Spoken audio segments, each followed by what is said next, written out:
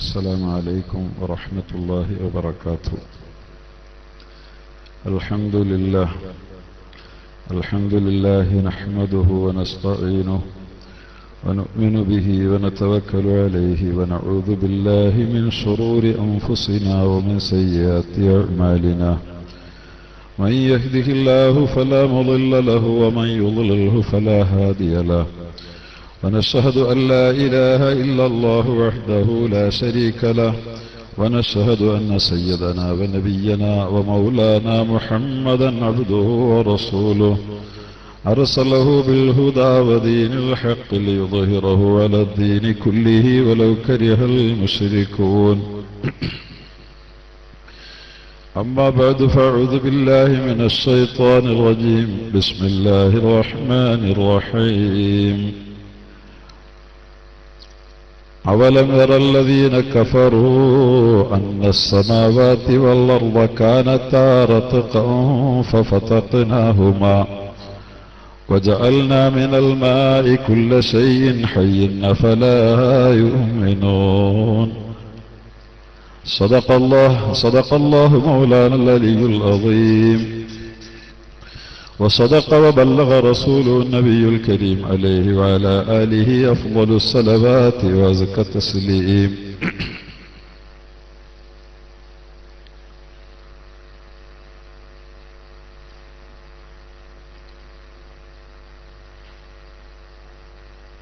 മഹത്തായ ഈ ഖുർആൻ study centre Markaz കമ്മിറ്റിയുടെ 8ാമത് വാർഷിക പാരായണ മത്സരത്തിൽ, ഖുർആൻ പാരായണ മത്സരത്തിൽ സംബന്ധിച്ച്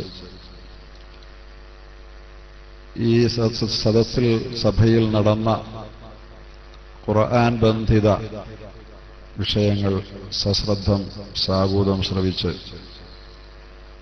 കൊണ്ടിരിക്കുന്ന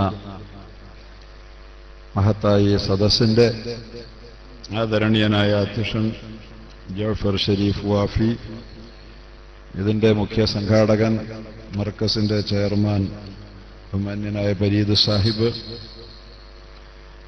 അതുപോലെ ഡോക്ടർ അബ്ബാസ് സാഹിബ്, മറ്റ് സ്വാഗതം ആശംസിച്ച അബ്ദുൽ കരീം സാഹിബ് തുടങ്ങി വേദിയിലെ ആദരണീയരായ പണ്ഡിതരെ, നേതാക്കളെ, എന്നെ ശ്രവിക്കുന്ന ആദരണീയരായ ദീനീ സ്നേഹികളെ, വിജ്ഞാന കുതുകികളെ, സഹോദരി സഹോദരന്മാരെ, ഖുർആൻ പഠന പാരായണ മത്സരങ്ങളിൽ പങ്കുകൊണ്ട ഖുർആൻ ഗവേഷകർ, ഖുർആൻ പാരായണ വിദഗ്ധർ, ഖുർആൻ പഠിതാക്കളായ വിദ്യാർത്ഥികളെ, സുഹൃത്തുക്കളെ, വളരെ സന്തോഷമുള്ള ഒരു സദസ്സാണിത്. അല്ലെങ്കിൽ തന്നെ ഖുർആന്റെ പേരിൽ ഉള്ളതെന്തും വളരെ ഹൃദയംഗമമാണ്. അള്ളാഹുവിന്റെ വിശിഷ്ടമായ വരിഷ്ഠമായ ഗ്രന്ഥം പരിശുദ്ധ ഖുർആൻ ഈ ലോകത്ത് അള്ളാഹു മാനവരാശിക്ക് നൽകിയ ഏറ്റവും വലിയ അനുഗ്രഹത്തിന്റെ നിധികുംഭം. ആ വിശുദ്ധ ഗ്രന്ഥത്തെ അടുത്ത് അറിഞ്ഞ് ആ ഗ്രന്ഥത്തോട് ബന്ധം സ്ഥാപിച്ച് ഈ ലോകത്ത് അള്ളാഹുവിന്റെ അടിമകൾ അവരുടെ ജീവിതം കരിപ്പിടിപ്പിക്കാൻ ശ്രമിക്കുന്നിടത്തോളം അവരുടെ ജീവിതം വിജയപാതയിൽ മുന്നേറുമെന്ന സൃഷ്ടാവിന്റെ വാഗ്ദാനം, അത് സത്യമായി സാക്ഷാത്കരിക്കപ്പെട്ടതിന് ലോകചരിത്രം എത്രയോ വട്ടം സാക്ഷിയാണ്. പരിശുദ്ധ ഖുർആൻ അതുണ്ടായിരുന്നില്ലെങ്കിൽ എന്താകുമായിരുന്നു ലോകം എന്ന ആലോചന പോലും ഭയാനകമാണ്. അത്തരം ചിന്ത പോലും നമ്മെ പേടിപ്പെടുത്തിക്കളയും. ലോകത്ത് ഇന്ന് നിലനിൽക്കുന്ന എന്തെങ്കിലും സനാതനമായ മൂല്യങ്ങളുണ്ടെങ്കിൽ അതെല്ലാം പരിശുദ്ധ ഖുർആന് മുമ്പിൽ കടപ്പെട്ടതാണ്. അങ്ങനെ ലോകം ഇന്നെന്നല്ല എന്നും അഭിമുഖീകരിച്ചതും അഭിമുഖീകരിക്കുന്നതുമായ സമസ്ത പ്രശ്നങ്ങളും മനുഷ്യന്റെ ധിഷണയ്ക്ക് തൃപ്തികരമായ ഉത്തരം നൽകിക്കൊണ്ട് പരിഹാരവുമായി എല്ലാ തലമുറയോടൊപ്പവും ഒരു സന്തത സഹചാരിയെപ്പോലെ സഞ്ചരിച്ചുകൊണ്ടിരിക്കുന്ന അള്ളാഹുവിന്റെ ഈ അത്ഭുത ഗ്രന്ഥത്തെ തൊട്ടറിയാൻ ഈ ലോകത്ത് ഭാഗ്യം ലഭിക്കുന്നവരെക്കാൾ ഭാഗ്യം ചെയ്തവരായി ഈ ഭൂതലത്തിൽ മറ്റാരുമില്ല.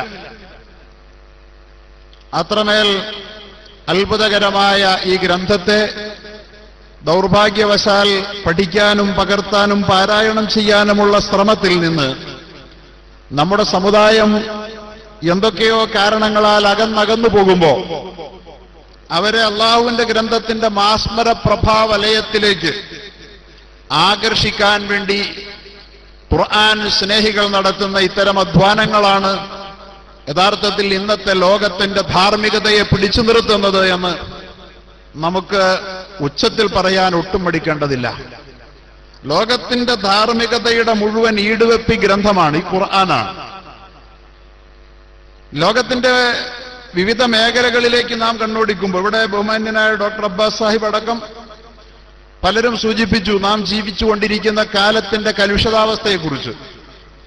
എത്ര ഭയാനകമെന്ന് ആരും ചോദിച്ചു പോകുമാറ് ലോകം മാറിക്കൊണ്ടിരിക്കുകയാണ്. ധർമ്മനീതികളെല്ലാം മരീചികയായി ലോകത്തിൽ നിന്ന് അലിഞ്ഞു മാറിക്കൊണ്ടിരിക്കുന്ന കാലത്ത് ആരുണ്ട് ലോകത്ത് ധർമ്മം പഠിപ്പിക്കാൻ? ആരുണ്ട് ലോകത്ത് നീതിയുടെ വാക്ക് പറയാൻ? ആരുണ്ട് ലോകത്തിന് സമാധാനത്തിന്റെ സന്ദേശം നൽകാനെന്ന് ഗൗരവപൂർവ്വം ആലോചിക്കുമ്പോൾ ലോകത്താർക്കും അതിനുത്തരം ഐക്യരാഷ്ട്രസഭ എന്ന് പറയാൻ ധൈര്യമുള്ള സത്യസന്ധതയുള്ള ഒരാൾ പോലും ഉണ്ടാകുമെന്ന് ഞാൻ കരുതുന്നില്ല. ലോകത്തിന് ഏറ്റവും ആവശ്യമുള്ള ധാർമ്മികത നിലനിർത്താൻ ഈ ലോകത്ത് ഏത് ശക്തിയാണുള്ളതെന്ന് ചോദിക്കുമ്പോൾ ഇന്ന് ലോകത്തിന്റെ പരമാധികാര കേന്ദ്രമായി നാം കണക്കാക്കുന്ന സാക്ഷാൽ UN-ന് ഈ ലോകത്ത് ധാർമ്മികത പഠിപ്പിക്കാൻ കഴിയുമെന്ന് UN-ന്റെ ഏറ്റവും വലിയ ഗുണകാംക്ഷികൾ പോലും പറയില്ല. പറയുമോ? ഐക്യരാഷ്ട്രസഭയ്ക്ക് ലോകത്തെ ധർമ്മം പഠിപ്പിക്കാൻ പറ്റുമെന്ന് പറയാം? പറ്റില്ല. എന്നാൽ പിന്നെ പോട്ടെ, ലോകം അടക്കി ഭരിച്ചുകൊണ്ടിരിക്കുന്ന ലോക പോലീസുകാരനാണല്ലോ അമേരിക്ക. ആ അമേരിക്കൻ ഐക്യനാടുകൾക്ക് US ആ രാജ്യത്തിന് ലോകത്തിന് ധർമ്മം സമ്മാനിക്കാൻ പറ്റുമോ? ധാർമ്മികത എന്ന് പറയുന്നത് ഒരു സാധനമുണ്ടല്ലോ, അതിലാണല്ലോ ലോകം നിലനിൽക്കുന്നത്. അല്ലാതെ പണത്തിന്റെ അടിത്തറയിലല്ല ലോകത്തിന്റെ നിലനിൽപ്പ്. വിജ്ഞാനത്തിന്റെ അടിത്തറയിൽ മാത്രമല്ല, ലോകത്തിന്റെ നിലനിൽപ്പ് ധാർമ്മികതയിലാ. ധർമ്മം തകർന്നാൽ ലോകം തകർന്നു. ആ ധർമ്മത്തെ ഊന്നിപ്പിടിക്കാൻ, ആ ലോകത്തെ ധർമ്മത്തെ ഈടുവയ്ക്കാൻ ഈ ലോകത്ത് ഐക്യരാഷ്ട്രസഭ പരാജയപ്പെടുന്നു എന്ന് നാം കാണുമ്പോൾ എവിടം വരെ നമുക്ക് നന്നായി അറിയാം. ലോകത്തെമ്പാടും ലോകരാഷ്ട്രങ്ങളുടെ സുരക്ഷിതത്വത്തിന് വേണ്ടിയും അവരുടെ നന്മയ്ക്ക് വരുത്താൻ വേണ്ടിയും ലോകത്തെ രാജ്യങ്ങളെല്ലാം കൂടിച്ചേർന്ന് രൂപപ്പെടുത്തിയ ലോകത്തിന്റെ രാഷ്ട്രസമുച്ചയമായ ഐക്യരാഷ്ട്രസഭയ്ക്ക് അവരുടെ അംഗരാഷ്ട്രങ്ങൾക്കിടയിൽ നീതി നടത്താൻ കഴിയുന്നില്ലെന്ന് മാത്രമല്ല, നീതിക്ക് വേണ്ടി ഒരൊച്ച വെക്കാൻ പോലും പറ്റാത്ത ലോകത്താണ് നമ്മൾ ജീവിച്ചുകൊണ്ടിരിക്കുന്നത്. എവിടെ പോയി ലോകത്തിന്റെ സ്ഥിതി? ആരുണ്ട് ലോകത്തെ ധർമ്മം പഠിപ്പിക്കാൻ? ലോകത്തോട് നീതി പറയാൻ ആരുണ്ട്? ഐക്യരാഷ്ട്രസഭയ്ക്ക് തന്റെ അംഗരാഷ്ട്രങ്ങൾക്കിടയിൽ തനിക്ക് സംഭാവനകൾ നൽകി തന്നെ താങ്ങി നിർത്തുന്ന ഐക്യരാഷ്ട്രസഭയിൽ ദുർബലരായ രാഷ്ട്രങ്ങളുടെ മേൽ ശക്തിയുള്ള രാഷ്ട്രങ്ങൾ കുതിര കയറുമ്പോൾ ആ കുതിരകയറ്റത്തിനെതിരിൽ ഇത് അരുതെന്ന് പറയാൻ ഐക്യരാഷ്ട്രസഭയ്ക്ക് കഴിയില്ല എന്ന് പറഞ്ഞാൽ ലോകത്തിന്റെ ഏറ്റവും വലിയ സ്ഥിരാകേന്ദ്രത്തിൽ ഇന്ന് നിലനിൽക്കുന്നത് നീതിയല്ല, അനീതിയാണ്. ഞാനിത് വെറുതെ പറയുകയല്ല. നിങ്ങൾക്കറിയുമോ, ലോകത്ത് ഐക്യരാഷ്ട്രസഭയിൽ എല്ലാ രാഷ്ട്രങ്ങളും തുല്യരല്ല. ലോകത്ത് നീതി ഉണ്ടാക്കണമെന്ന് പറഞ്ഞുകൊണ്ട് ഇസ്ലാമിന് നേരെ കുതിര കയറുകയും മുസ്ലിം രാഷ്ട്രങ്ങളെ വിഴുങ്ങാൻ ശ്രമിക്കുകയും ചെയ്യുന്ന സാമ്രാജ്യത്വം, സമാധാനവും നീതിയും വരുത്താനാണെന്ന് പറഞ്ഞ് ഇറാഖിനെ പിടിച്ചെടുത്തവർ, അതുപോലെ തന്നെ ഫലസ്തീനിന്റെ നെഞ്ചത്ത് കൊണ്ടുപോയി ഇസ്രയേൽ എന്ന് പറയുന്ന ജൂതരാഷ്ട്രത്തെ കുടിയിരുത്തിയവർ, അതുപോലെ തന്നെ സിറിയയിലും ലോകത്തിന്റെ പശ്ചിമേഷ്യൻ രാജ്യങ്ങളിൽ ഇസ്ലാമിക ഭൂരിപക്ഷ രാഷ്ട്രങ്ങളിലും മുഴുവൻ വളരെ മോശമായ ഇടപെടൽ നടത്തിക്കൊണ്ട് ചോദിക്കാനും പറയാനും ആരുമില്ലെന്ന വിധത്തിൽ അരാജകത്വം സൃഷ്ടിച്ചുകൊണ്ടിരിക്കുന്ന സാക്ഷാൽ അമേരിക്കയോട് അരുത് സോദര എന്ന് പറയാൻ പോലും ഐക്യരാഷ്ട്രസഭയുടെ ഏറ്റവും പുതിയതായി തെരഞ്ഞെടുക്കപ്പെട്ടിരിക്കുന്ന സെക്രട്ടറി ജനറലിന്റെ പേര് ഇനി കാണാതെ പഠിക്കേണ്ടിയിരിക്കുന്നു. ഇതുവരെ നമുക്ക് പരിചയമുണ്ടായിരുന്ന ബാൻ കി മൂൺ പോയല്ലോ. പുതിയ ആ സെക്രട്ടറി ജനറലിനോട് ലോകത്തെ ഇത്തരത്തിൽ മെക്കെട്ട് കയറരുതേ എന്ന് അമേരിക്കയോടൊന്ന് നാവുയർത്തി പറയാൻ പോലും കഴിയാത്തത്ര അനീതിയാണ് ലോക തലസ്ഥാനത്ത് അരങ്ങേറുന്നത്, അല്ലെ? ലോക തലസ്ഥാനത്ത് അനീതി അരങ്ങേറുമ്പോൾ ലോകത്തെങ്ങനെ നീതി ഉണ്ടാവും? എങ്ങനെ നീതി ഉണ്ടാവും? നാം ചിന്തിക്കേണ്ടതിൽ പശ്ചാത്തലത്തിലേക്ക് ലോകം മാറുകയാണ്. ഗൗരവപൂർവം കാണേണ്ടതാണ്. നീതിയിൽ അധിഷ്ഠിതമായി നിലനിൽക്കണമെന്ന് ഖുർആന്റെ ലോകത്തിന്റെ നിലനിൽപ്പ് നീതിയിലാണ് എന്നാണ് പരിശുദ്ധ ഖുർആൻ പഠിപ്പിക്കുന്നത്. വഅഖീമുൽ വസ്ന ബിൽഖിസ്തി വഅഖീമുൽ വസ്ന ബിൽഖിസ്തി വലാ തുഖ്സിറുൽ മീസാൻ. പരിശുദ്ധ ഖുർആൻ പറഞ്ഞത് എങ്ങനെയാ? അഖീമുൽ വസ്ന ബിൽഖിസ്തി, നീതിപൂർവ്വം നിങ്ങൾ തൂക്കി കൊടുക്കണം.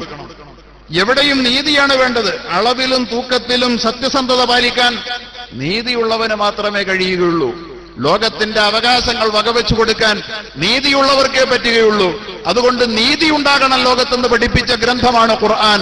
അഖീമുൽ വസ്ന ബിൽ ഖിസ്തി വലാ തുഖ്സിറുൽ മീസാൻ. ഈ ഖിസ്ത്, ഈ നീതി, അത് ലോകത്തില്ലാതായാൽ അത് ലോകാവസാനത്തിന്റെ സൂചനയാണെന്ന് മുഹമ്മദ് മുസ്തഫ സല്ലല്ലാഹു അലൈഹി വസല്ലം നമ്മോട് പറഞ്ഞിട്ടുണ്ട്. ആ നീതി ഇന്ന് ലോകത്തുണ്ടോ?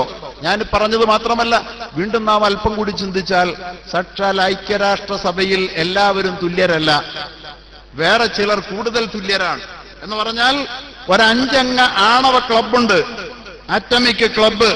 ആ 5 അംഗങ്ങൾക്ക് ഐക്യരാഷ്ട്രസഭയിൽ ഇഷ്ടമില്ലാത്തതൊന്നും ഐക്യരാഷ്ട്രസഭയിലുള്ള 200 രാഷ്ട്രങ്ങളിൽ ഭൂരിപക്ഷവും 180 രാഷ്ട്രവും 190 രാജ്യവും ഒന്നിച്ച് തീരുമാനിച്ചാലും 5 രാജ്യങ്ങൾക്ക് ഇഷ്ടമെങ്കിൽ അല്ലെങ്കിൽ അത് നടപ്പാവൂല. എവിടെത്തി? ഇതാണോ നീതി? ഇതാണോ നീതി? ഇവിടെ ലോകത്ത് നീതി നഷ്ടപ്പെടുകയാണ്. ലോകത്ത് നീതി നഷ്ടപ്പെടുകയാണ്. അവരാണ് ഇന്ന് ലോകത്തെ നീതി പഠിപ്പിക്കാൻ വേണ്ടി ഇറങ്ങിത്തിരിക്കുന്നത്. ഐക്യരാഷ്ട്രസഭയിൽ ഒരു 5 രാജ്യങ്ങൾക്ക് വീറ്റോ പവർ നൽകിയത് തന്നെ ലോകത്തിന്റെ നീതി സംവിധാനത്തിന്റെ അത്തിവാരത്തെ തകിടം മറിച്ചിരിക്കുകയാണ്. ലോകത്ത് നീതി പോയി. അമേരിക്കയ്ക്കോ അല്ലെങ്കിൽ ഐക്യരാഷ്ട്രസഭയ്ക്കോ ലോകത്തോട് നീതി പറയാൻ പറ്റില്ല. കാരണം അതിനകത്ത് നീതിയില്ല. അതിനുള്ളിൽ നീതിയില്ലാത്തവർ തന്റെ കയ്യിലില്ലാത്ത നീതി മറ്റുള്ളവരോട് വിളംബരം ചെയ്യാൻ പറ്റുമോ? അതുകൊണ്ട് ലോകത്ത് നഷ്ടപ്പെട്ടുകൊണ്ടിരിക്കുന്ന ഈ നീതിയുടെ വലിയ ധാർമ്മികത അത് ഈ ലോകത്ത് ഉയർത്തിപ്പിടിക്കാൻ ആരുണ്ട് എന്ന ചോദ്യത്തിന് പരിശുദ്ധ ഖുർആനിൻ്റെതല്ലാതെ എവിടെയാണ് നമുക്ക് ഉത്തരം കാണുക? സഹോദരങ്ങളെ, ഇങ്ങനെ ലോകത്ത് ഏതേത് പ്രശ്നം എടുത്ത് പരിശോധിക്കുമ്പോഴും ലോകം ഇന്ന് അനീതിയിൽപ്പെട്ടുഴലുകയാണ്. അനീതി ലോകത്ത് വ്യാപിക്കുമെന്ന് മുഹമ്മദ് മുസ്തഫ ലോകാന്ത്യമാകുമ്പോൾ ഒരു വിമോചകന്റെ ആഗമനത്തെക്കുറിച്ച് അള്ളാഹുവിന്റെ ഹബീബ് പരിചയപ്പെടുത്തുകയുണ്ടായി. ആരാണ് ആ വിമോചകൻ? ഇമാം മഹദി വരുമ്പോൾ ലോകത്ത് എന്താകും സ്ഥിതി എന്ന് അള്ളാഹുവിന്റെ റസൂല് വരച്ചിട്ട വാക്കുകൾ ഇങ്ങനെയാണ്. ഇമാം മഹദി എത്തിച്ചേരുന്നത് എപ്പോഴാണെന്നറിയുമോ? തംലഉൽ അർളു ജൗറൻ വളുൽമ. ലോകം അക്രമവും അനീതിയും കൊണ്ട് നിറയും എന്ന്. ലോകത്ത് അക്രമവും അനീതിയും തിമിർത്താടും. അതല്ലാത്ത വേറൊന്നും ലോകത്തുണ്ടാകൂല. അത് അമേരിക്കയിൽ, അത് ഐക്യരാഷ്ട്രസഭയിൽ വന്ന് ദൗർഭാഗ്യകരമെന്ന് പറയട്ടെ, നമ്മുടെ രാജ്യശിലാസ്ഥാപ ഇന്ദ്രപ്രസ്ഥത്തിൽ പോലും അനീതിയാണോ ഇന്ന് തേർവാഴ്ച നടത്തുന്നതെന്ന് ഭയപ്പെടേണ്ടുന്ന ഒരു സ്ഥിതിയിലേക്ക് ദുർബലരായ ന്യൂനപക്ഷ ജനവിഭാഗങ്ങളോട്, ദളിത് ജനവിഭാഗങ്ങളോട് ക്രൂരത പ്രവർത്തിക്കുന്ന വിധത്തിലേക്ക് അധികാര കേന്ദ്രങ്ങൾ വഴിമാറുകയും തെറ്റ് ചെയ്യുന്നവരോ ചോദ്യം ചെയ്യുന്നത് പോയിട്ട് അരുതേ എന്നൊരു വാക്ക് പറയാൻ പോലും ഇന്ന് നമ്മുടെ രാജ്യത്തിന്റെ ഭരണാധികാരികൾ പോലും സന്നദ്ധരാകാതെ വരികയും ചെയ്യുന്ന വിധത്തിൽ മാറുമ്പോൾ അള്ളാഹുവിന്റെ റസൂലിന്റെ വർത്തമാനമാണ് നാം ശ്രദ്ധിക്കേണ്ടത്. തംലഉൽ അർളു ളുൽമൻ വജൗറ. അക്രമം കൊണ്ടും അനീതി കൊണ്ടും ലോകം നിറയും എന്ന് പറഞ്ഞാൽ നമ്മുടെ രാജ്യം നിറയും. ലോക വലിയ രാജ്യമായ അമേരിക്ക നിറയും. ഐക്യരാഷ്ട്രസഭയിൽ അനീതി നിറയും. അങ്ങനെ ലോകമാകെ അനീതി നിറയും. അങ്ങനെ അനീതി നിറയുമ്പോൾ ലോകത്ത് നീതി നടപ്പാക്കാൻ വേണ്ടി, നീതി സംസ്ഥാപിക്കാൻ വേണ്ടിയിട്ട് ഇമാം മഹദി വരും. എന്നിട്ട് അദ്ദേഹം വന്നാൽ അദ്ദേഹം തുംലിഉൽ അർള അദ്ലം ഖിസ്തം വഅദ്ല. അല്ലാഹുവിന്റെ റസൂൽ പറയുകയാണ്, മഹദി വന്നു കഴിഞ്ഞാൽ ലോകത്ത് നീതി മാത്രമേ പിന്നെ ഉണ്ടാവുകയുള്ളൂ. നീതി മാത്രം, നീതി ന്യായങ്ങൾ മാത്രം പൂത്തുലയുന്ന ഒരു ലോകം പടയ്ക്കാൻ വേണ്ടിയാണ് ഇമാം മഹദി അന്ത്യനാളിൽ ആഗമനം ചെയ്യുന്നതെന്ന് പോലും ബഹുമാനപ്പെട്ട മുഹമ്മദ് റസൂലുള്ളാഹി സ്വല്ലല്ലാഹു അലൈഹി വസല്ലം പറയുന്ന ആ നീതി നഷ്ടപ്പെടുന്ന ലോകത്ത് നാം ജീവിക്കുകയാണ്. സഹോദരങ്ങളെ, ലോകത്തിന്റെ സ്ഥിതിവിശേഷം മുന്നോട്ട് പോകുന്തോറും കൂടുതൽ ഭയാനകമായി കൊണ്ടിരിക്കുകയാണ്. ഇങ്ങനത്തെ ഒരു അന്തരീക്ഷത്തിൽ പ്രശ്നത്തിന് പരിഹാരവുമായി എഴുന്നേറ്റ് നിൽക്കാൻ തന്റെ ഇടമുള്ള ഒരു വ്യക്തിയോ ശക്തിയോ ലോകത്തില്ലാതെ വരികയാണ്. ഒരു രാജ്യത്തിന് നീതി പറയാൻ പറ്റാത്ത സ്ഥിതിവിശേഷം. ഇവിടെയാണ് യഥാർത്ഥത്തിൽ ആരുണ്ട് നീതിയുടെ വക്താവാകാൻ എന്ന ചോദ്യം ഉയർന്നു വരുന്നത്. നേര് പറയുന്നവനായി, നീതിക്ക് വേണ്ടി ശബ്ദിക്കുന്നവനായി, ദുർബലരുടെ അവകാശങ്ങൾ വകവെച്ചു കൊടുക്കാൻ വേണ്ടി ശബ്ദമുയർത്തുവാൻ ഈ ലോകത്താരുണ്ട് എന്ന ചോദ്യത്തിന് ഉത്തരമാകാൻ ഇന്ന് ലോകത്ത് ഒരേ ഒരു ഗ്രന്ഥം, അതാണ് പരിശുദ്ധ ഖുർആൻ. ഒരൊറ്റ ഗ്രന്ഥമുള്ളത് ഖുർആനാണ്. ഖുർആൻ ഒരിക്കലും നീതിക്ക് നിരക്കാത്തതൊന്നും ആരോടും ചെയ്യൂല. ഏതുവരെ എന്ന് ചോദിച്ചാൽ തന്റെ അനുകൂലികൾക്കും തന്റെ മിത്രങ്ങൾക്കും മാത്രമല്ല. പരിശുദ്ധ ഖുർആൻ വളരെ കൃത്യമായ ഭാഷയിൽ നമ്മളോട് പറയുന്നത് എന്താണ്? അലാ യജ്രിമന്നകും വലാ യജ്രിമന്നകും ശനആനു ഖൗമിൻ അലാ അല്ലാ തഅദിലു യഅദിലു ഹുവ ഖറബു ലിത്തഖ്വ വലാ യജ്രിമന്നകും ശനആനു ഖൗമിൻ. ഒരു സമൂഹത്തോട് നിങ്ങൾക്ക് വിരോധമുണ്ടെന്ന് വെച്ചിട്ട് വലാ യജ്രിമന്നകും ശനആനു ഖൗമിൻ അലാ അല്ലാ തഅദിലു, അവർക്ക് നീതി കൊടുക്കാതിരിക്കാൻ നിങ്ങൾക്ക് അവകാശമില്ല. നിങ്ങളുടെ ശത്രുവാണ് ഒരു സമൂഹം, നിങ്ങളുടെ എതിരാളികളാണ് നിങ്ങളുടെ മറുവശത്ത് നിൽക്കുന്നത്. പക്ഷെ നീതി അവന്റെ പക്ഷത്താണെങ്കിൽ ശത്രുവിനും നീതി കൊടുക്കണം എന്ന് പഠിപ്പിക്കുന്ന ഗ്രന്ഥം അത് അല്ലാഹുവിന്റെ ഗ്രന്ഥമായ പരിശുദ്ധ ഖുർആനാണ്. പക്ഷെ ഇവിടെ ശത്രുവിന് പോയിട്ട് മിത്രത്തിന് പോലും ഇന്ന് ലോകത്ത് നീതിയില്ലാത്ത കാലത്ത് നാം എത്തി നിൽക്കുകയാണ്.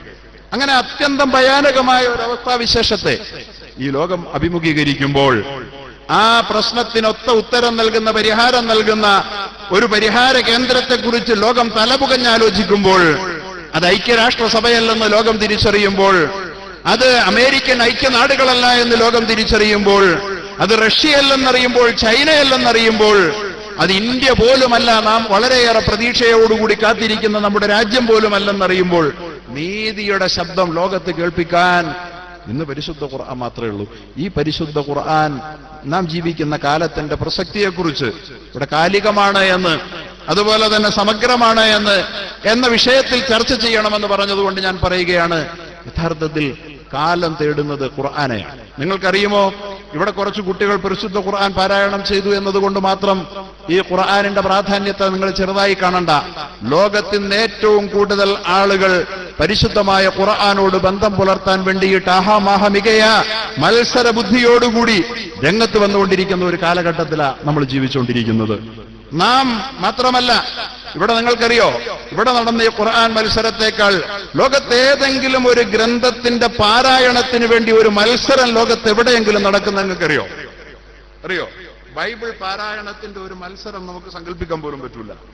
പറ്റുമോ? ബൈബിൾ എന്ന് പറയുന്ന വേദഗ്രന്ഥം അത് പാരായണം ചെയ്യുന്നത് അർത്ഥം ഗ്രഹിക്കാൻ വേണ്ടിയിട്ട് ആളുകൾ പാരായണം ചെയ്ത് ആശയം ഗ്രഹിക്കാൻ ശ്രമിക്കുമെന്നുള്ളതല്ലാതെ ഒരാസ്വാദനത്തിന് വേണ്ടി പാരായണം ചെയ്യാൻ വേണ്ടിയിട്ട് ലോകത്ത് ഏതെങ്കിലും ഒരു ഗ്രന്ഥത്തെ നമുക്ക് കാണിക്കാൻ കഴിയുമോ? അവതീർണമായ ആ ഭാഷയിൽ പോലും ഇന്ന് നമുക്ക് ഒരു വേദഗ്രന്ഥമായിരുന്ന, ദൈവത്താൽ അവതീർണമായ ഗ്രന്ഥം, പക്ഷെ ഇന്ന് ബൈബിൾ നമുക്ക് ലഭ്യമല്ല പോലും. അത് നമുക്ക് കിട്ടാൻ പോലുമില്ലെന്ന്. അത് ഏത് ഭാഷയിൽ ഇറങ്ങിയെന്ന് പോലും ആർക്കും അറിയില്ല. ഭാഷ തന്നെ ലോകത്തുണ്ടോ എന്ന കാര്യം സംശയാസ്പദമായിരിക്കുമ്പോ പരിശുദ്ധമായ ഖുർആൻ ഇന്ന് ഇറങ്ങിയ അതേ ഭാഷയിൽ 1500 കൊല്ലം പിന്നിട്ടിട്ടും അതിന്റെ തനിമ നഷ്ടപ്പെടാതെ, അതിന്റെ വള്ളി പുള്ളി വിസർഗത്തിന് മാറ്റമില്ലാതെ, ലോകത്തെ അതിന്റെ പാരായണം പോലും ഇന്ന് കോൾമയർ കൊള്ളിച്ചുകൊണ്ട്, കോരിത്തെരിപ്പിച്ചുകൊണ്ട് പരിശുദ്ധമായ ഖുർആൻ ഒരിടത്തല്ല, ലോകത്തിന്റെ ഭിന്നങ്ങളായ നാടുകളുടെ അന്തരീക്ഷങ്ങളിൽ അതിന്റെ ശബ്ദവീജികൾ ഉതിർത്തുകൊണ്ടിരിക്കുകയാണ്. അങ്ങനെ ഖുർആൻ പാരായണം എന്ന് പറയുന്നത് ഒരു കാലഘട്ടത്തിൽ പോപ്പ് സംഗീതമൊക്കെ യൂറോപ്യൻ ജനതയുടെ, യുവതയുടെ ഹരമായിരുന്നു. പോപ്പ് സംഗീതജ്ഞന്മാരെ ആരാധനയോടുകൂടി കണ്ടിരുന്നു. അടുത്ത കാലത്ത് മരണപ്പെട്ട മൈക്കിൾ ജാക്സൺ, നമുക്കറിയല്ലോ, മൈക്കിൾ ജാക്സൺ എന്ന് പറയുന്ന യൂറോപ്യൻ യുവതയുടെ ഹരമായിരുന്ന പോപ്പ് സംഗീത സാമ്രാട്ട്, ആ പോപ്പ് സംഗീതത്തിന്റെ സാമ്രാട്ട് പോലും തന്റെ ജീവിതത്തിന്റെ ആത്യന്തികമായ ലക്ഷ്യം നേടാനാവാതെ, ജീവിതത്തിന്റെ കടന്നുപോയ നാളുകളിൽ അദ്ദേഹം ധാർമ്മികത നഷ്ടപ്പെട്ടിട്ട് അദ്ദേഹത്തിന്റെ ഹൃദയം ശൂന്യമായപ്പോൾ അദ്ദേഹം ആശ്വാസത്തിൽ അഭയം കണ്ടെത്തിയത് പരിശുദ്ധമായ ഖുർആന്റെ തീരങ്ങളിലായിരുന്നു എന്ന കാര്യം നമ്മൾ യഥാർത്ഥത്തിൽ ഗൗരവത്തിൽ ചിന്തിക്കേണ്ടതാണ്. നമ്മളൊക്കെ പരമ്പരാഗത മുസ്ലിങ്ങളായതുകൊണ്ട് ഈ ഖുർആൻ ഇങ്ങനെ വായിക്കുന്നു, പഠിക്കുന്നു. അതുകൊണ്ട് നമുക്കിതിന്റെ മൂല്യം വേണ്ടത്ര മനസ്സിലായിട്ടില്ല. യഥാർത്ഥത്തിൽ ഖുർആന്റെ മൂല്യം അറിയുന്ന ഒരു ജനത ലോകത്ത് ഉയർന്നു വന്നുകൊണ്ടിരിക്കുകയാണ്. അവരാരെന്ന് നിങ്ങൾക്കറിയുമോ? യഥാർത്ഥത്തിൽ നാം അല്ല, യഥാർത്ഥത്തിൽ അത് അറബികളുമല്ല, മറിച്ച് യൂറോപ്യന്മാരാണ്. വഇൻ തതവല്ലൗ യസ്തബ്ദിൽ ഖൗമൻ ഗൈറക്കും ثم لا يكونوا أمثالكم. പരിശുദ്ധ ഖുർആൻ. വഇൻ തതവല്ലൗ, നിങ്ങൾ എന്റെ മതത്തെയും എന്റെ പരിശുദ്ധ ഗ്രന്ഥത്തെയും വിട്ട് നിങ്ങൾ അകന്നു പോവുകയും വഴിമാറി നടക്കുകയും ചെയ്താൽ, യതവല്ലൗ ഖൗമൻ യസ്തബ്ദിൽ ഖൗമൻ ഗൈറക്കും, മറ്റൊരു സമൂഹത്തെ നാം പകരം കൊണ്ടുവരും, മറ്റൊരു സമൂഹത്തെ നാം പകരം കൊണ്ടുവരും. ثم لا يكونوا أمثالكم, പിന്നെ അവർ നിങ്ങളെപ്പോലെ ആയിരിക്കുകയില്ല, നിങ്ങളെപ്പോലെ ഗ്രന്ഥത്തിന്റെ നേരെ നിഷ്ക്രിയമായ നിലപാട് സ്വീകരിക്കുന്നവരായിരിക്കുകയില്ല, ഗ്രന്ഥ പഠനത്തിലും പാരായണത്തിലും അവർ അലംഭാവം കാണിക്കുന്നവരാവുകയില്ലെന്ന് പരിശുദ്ധ ഖുർആൻ സൂറത്ത് മുഹമ്മദ്. പരിശുദ്ധ ഖുർആൻ പറഞ്ഞത് അങ്ങനെ, നിങ്ങൾ ഈ ഗ്രന്ഥത്തെ അവഗണിച്ചാലും ഒരു കാലത്ത് നാളെ പ്രവാചകന്മാർ അള്ളാഹുവിനോട് പരാതി പറയുമത്രേ, അള്ളാഹുവേ എന്റെ ജനത ഖുർആനിനെ അവഗണിച്ചു അല്ലാ എന്ന് പ്രവാചകൻ പരാതി പറയുമെന്ന് പരിശുദ്ധ ഖുർആൻ പറയുന്നുണ്ട്. നമ്മൾ അള്ളാഹുവിന്റെ ഗ്രന്ഥത്തെ അവഗണിച്ചാൽ അതിന്റെ പേരിൽ നമ്മെ കുറിച്ച് പ്രവാചകൻ പരാതി പറയുമെന്ന് പറയുമ്പോൾ തന്നെ അള്ളാഹു പറയുന്നു, നിങ്ങൾ എന്റെ ഈ ഗ്രന്ഥത്തെ അവഗണിച്ചതുകൊണ്ട് ഒരിക്കലും ഈ ഗ്രന്ഥത്തിന്റെ മൂല്യം ചോർന്നു പോകുന്നില്ല, പകരക്കാരെ കൊണ്ടുവരും. ലോകം അത് കാണുകയാണ്. അറിയുമോ നിങ്ങൾക്ക്, മൈക്കിൾ ജാക്സനെ കാൾ പ്രശസ്തനായ ഒരു പോപ്പ് സംഗീതജ്ഞനെ 20-ാം നൂറ്റാണ്ട് ദർശിച്ചിട്ടില്ല. ഉണ്ടോ? പക്ഷെ ജാക്സൺ മരിക്കുമ്പോൾ മുസ്ലിമാണ്. ജാക്സൺ മരിക്കുമ്പോൾ മുസ്ലിമാണ്. ജാക്സന്റെ സഹോദരൻ ജെർമൈൻ ജാക്സൺ മുസ്ലിമാണ്. വേണ്ടല്ലോ, നിങ്ങൾക്കറിയുമോ, ഏതെങ്കിലും ഒരു ഗ്രന്ഥത്തിന്റെ മാസ്മര ശക്തി കൊണ്ട് ആ ഗ്രന്ഥവുമായി പുലബന്ധം പോലുമില്ലാത്ത, ആ ഭാഷയുമായി ബന്ധമില്ലാത്ത ഒരു ജനത, അവരിന്ന് അതിന്റെ നോക്കൂ നിങ്ങൾ, ലണ്ടനിൽ ബ്രിട്ടനിലെ അറിയപ്പെട്ട പോപ്പ് സംഗീതജ്ഞനായിരുന്നില്ലേ കാറ്റ് സ്റ്റീവൻസൺ? കാറ്റ് സ്റ്റീവൻസന്റെ നാമം ഇന്നെന്താണ്? യൂസുഫുൽ ഇസ്ലാം എന്ന് പറഞ്ഞാലേ നമുക്ക് അദ്ദേഹത്തെ അറിയാൻ കഴിയൂ. യൂസുഫുൽ ഇസ്ലാം എന്ന നാമം അദ്ദേഹം നന്നായി പാടുമായിരുന്നു. മാസ്മരമായ തന്റെ ശബ്ദധ്വനികൾ കൊണ്ട് അന്തരീക്ഷത്തിൽ വിസ്മയം സൃഷ്ടിച്ചുകൊണ്ടിരുന്ന കാറ്റ് സ്റ്റീവൻസൺ, പക്ഷേ ആ പാട്ടിന്റെ എല്ലാം അവസാനത്തിൽ തന്റെ മനസ്സിന് ഒരു സാന്ത്വനം കണ്ടെത്താൻ കഴിഞ്ഞില്ല. പാടിയാൽ സമാധാനം കിട്ടുമെന്നാണ് പലരും പറയുക. പാട്ടുകൊണ്ട് ഒരുതരം ഹീലിംഗ് ചികിത്സ പോലും നടത്തപ്പെടുന്നു എന്ന് പറയപ്പെടുന്ന ഒരു ലോകമുണ്ട്. പക്ഷെ ലോകത്തെ ഏറ്റവും മനോഹരമായി പാടുമായിരുന്ന ജാക്സന്മാരും കാറ്റ് സ്റ്റീവൻസന്മാരും പാട്ട് തങ്ങളുടെ ജീവിതത്തിന് സാന്ത്വനം തന്നില്ല എന്ന് പറഞ്ഞുകൊണ്ട് ഖുർആനിന്റെ തീരങ്ങളിലേക്ക് തിരിച്ചു നടന്ന കാഴ്ചയ്ക്ക് സാക്ഷിയായി 20-ാം നൂറ്റാണ്ടിൽ ജീവിക്കാൻ ഭാഗ്യം കിട്ടിയവരായിരിക്കുന്ന ഞാനും നിങ്ങളും. അപ്പൊ എവിടെയാണ് യഥാർത്ഥത്തിൽ പാരായണത്തിന്റെ സാന്ത്വനം? എവിടെയാണ് ആശയ പഠനത്തിന്റെ സാന്ത്വനം? പരിശുദ്ധ ഖുർആനിലാണ് എന്നൊരു പ്രഖ്യാപനമല്ല, അനുഭവം കൊണ്ട് ലോകത്ത് ചിന്തകന്മാരും കലാകാരന്മാരും ലോകത്ത് തെളിയിച്ചുകൊണ്ടിരിക്കുകയാണ്. ഇന്ന് യൂസുഫുൽ ഇസ്ലാമിന്റെ സംഗീത ആൽബങ്ങൾ, അള്ളാഹുവിനെ പ്രകീർത്തിക്കുന്ന വിളംബരം ചെയ്യുന്ന സംഗീത ആൽബങ്ങൾ ഇന്ന് യൂറോപ്പിൽ അത് ഹിറ്റായിക്കൊണ്ടിരിക്കുകയാണ്. അള്ളാഹുവിനെ കീർത്തിപ്പെടുത്തുന്ന അദ്ദേഹത്തിന്റെ ഇംഗ്ലീഷ് സോങ്ങുകൾ. അതുകൊണ്ടാണ് അദ്ദേഹം പരിശുദ്ധ ഖുർആനിന്റെ പാരായണത്തിൽ ഇന്ന് ആമഗ്നനാണ്. അത്രമാത്രം ലോകത്തെ പിടിച്ചുലയ്ക്കാൻ കഴിയുന്ന, ഇന്നും ശബ്ദവീചികൾ കൊണ്ട് മാത്രം ലോകത്തെ കീഴ്പ്പെടുത്താൻ കഴിയുന്ന ഒരു ഗ്രന്ഥമുണ്ടെങ്കിൽ അതാണ് അള്ളാഹുവിനാൽ അനുഗ്രഹീതമായി നമ്മിലേക്ക് വന്നു കിട്ടിയ പരിശുദ്ധമായ ഗ്രന്ഥം. ഞാൻ ഓർക്കുകയാണ്, ഇന്ത്യ രാജ്യത്ത് ഇന്ത്യയിലെ ഏറ്റവും പ്രശസ്തവും ഏറ്റവും വൈപുല്യമുള്ളതുമായ ഒരു മഹാവിദ്യാഭ്യാസ സമുച്ചയമാണ് ദാറുൽ ഉലൂം ദൈബന്ദ്. ആ ദാറുൽ ഉലൂം ദൈബന്ദിന്റെ 100-ാം വാർഷിക സമ്മേളനത്തിൽ പങ്കുകൊണ്ട് നടന്നപ്പോൾ ഇന്ത്യ രാജ്യത്തിന്റെ അന്നത്തെ പ്രധാനമന്ത്രിയായിരുന്ന നമ്മുടെ ഇന്ദിരാഗാന്ധി ആ സമ്മേളനത്തിൽ പങ്കെടുക്കാൻ അങ്ങോട്ട് അനുവാദം തേടി വന്നു അത്രേ. അവരെ ക്ഷണിച്ചില്ല. കാരണം പണ്ഡിതന്മാരൊരൽപ്പം സൂക്ഷ്മത പാലിച്ചു. അവരൊരു വനിതയായതുകൊണ്ട് വേണ്ട എന്നാണ് അവർ തീരുമാനിച്ചത്. പക്ഷെ എന്റെ രാജ്യത്ത് ഇത്രയധികം വിദേശ രാഷ്ട്ര പ്രതിനിധികളടക്കം പങ്കെടുക്കുന്ന ഒരു സമ്മേളനം നടന്നിട്ട് നിങ്ങൾ എന്നെ എന്തുകൊണ്ട് അറിയിച്ചില്ല എന്ന് ചോദിച്ചവർ ആ സമ്മേളനത്തിൽ വന്നു പങ്കുകൊണ്ടു.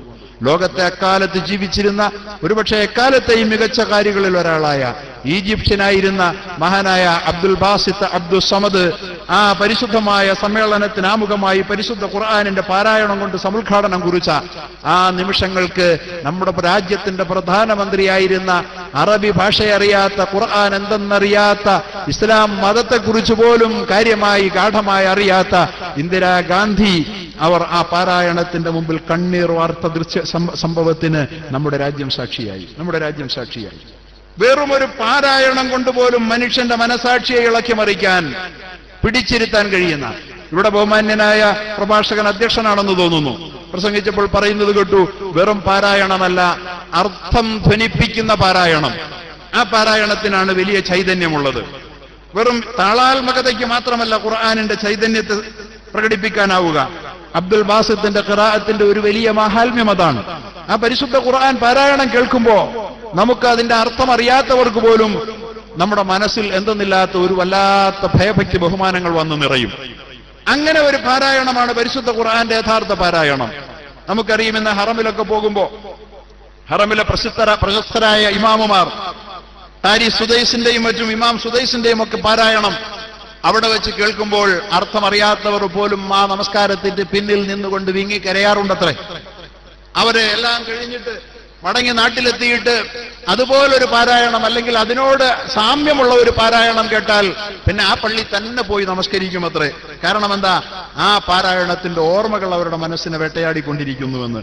നോക്കൂ, എത്ര മനോഹരം ഒരു ഗ്രന്ഥം! ഈ ലോകത്ത് 14 നൂറ്റാണ്ടുകൾക്ക് മുമ്പ് അവതീർണമായ ഒരു ഗ്രന്ഥം, അതിന്റെ അക്ഷരങ്ങളിൽ ഇന്നും മാറ്റം വന്നിട്ടില്ലാത്ത ഒരു ഗ്രന്ഥം എന്നവകാശപ്പെടാൻ ലോകത്ത് കഴിയുന്ന ഒരേ ഒരു ഗ്രന്ഥം, അത് നിലനിൽക്കാനുള്ള ഗ്രന്ഥമാണ്. അക്ഷരം കൊണ്ട് മാത്രം നിലനിൽക്കാനല്ല, ആശയം കൊണ്ട് നിലനിൽക്കാൻ വേണ്ടി കൂടിയാണ്.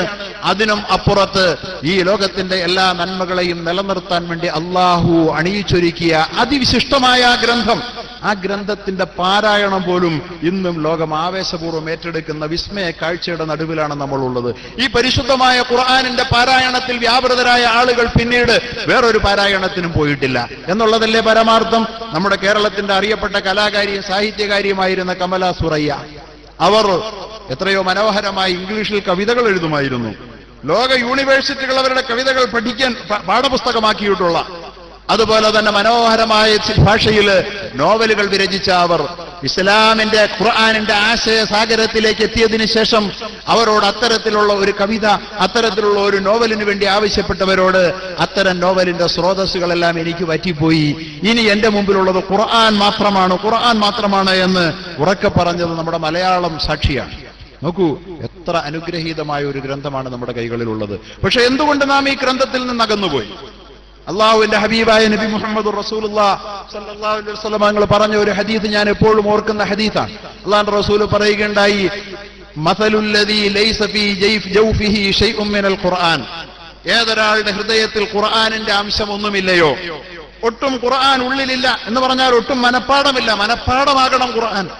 എത്രമാത്രം ഖുർആൻ നമ്മുടെ ഉള്ളിൽ മനഃപ്പാടമായിട്ടുണ്ടാകുമോ, എത്ര കണ്ട ഖുർആനിനെ നമ്മൾ എടുത്തെടുത്ത് ആവർത്തിച്ച് പാരായണം ചെയ്യുമോ, അതിനനുസരിച്ച് നമ്മളുടെ മനസ്സിന്റെ ചൈതന്യം വർദ്ധിച്ചുകൊണ്ടിരിക്കുമെന്ന് ഹബീബായ മുഹമ്മദ് റസൂൽ സല്ലല്ലാഹു അലൈഹി വസല്ലം. അല്ലാഹുവിന്റെ റസൂൽ പറയുകയാണ്, മസലുല്ലദീ ലൈസ ഫീ ജൗഫിഹി ശൈഉൻ മിനൽ ഖുർആൻ, ഖുർആനിന്റെ അല്പം പോലും ഉള്ളിലില്ലാത്തവൻ കൽ ബൈത്തിൽ ഖരീബ്, അവന്റെ മനസ്സ് ആൾപ്പാർപ്പില്ലാത്ത വീട് പോലെയാണെന്ന് മുഹമ്മദ് മുസ്തഫ.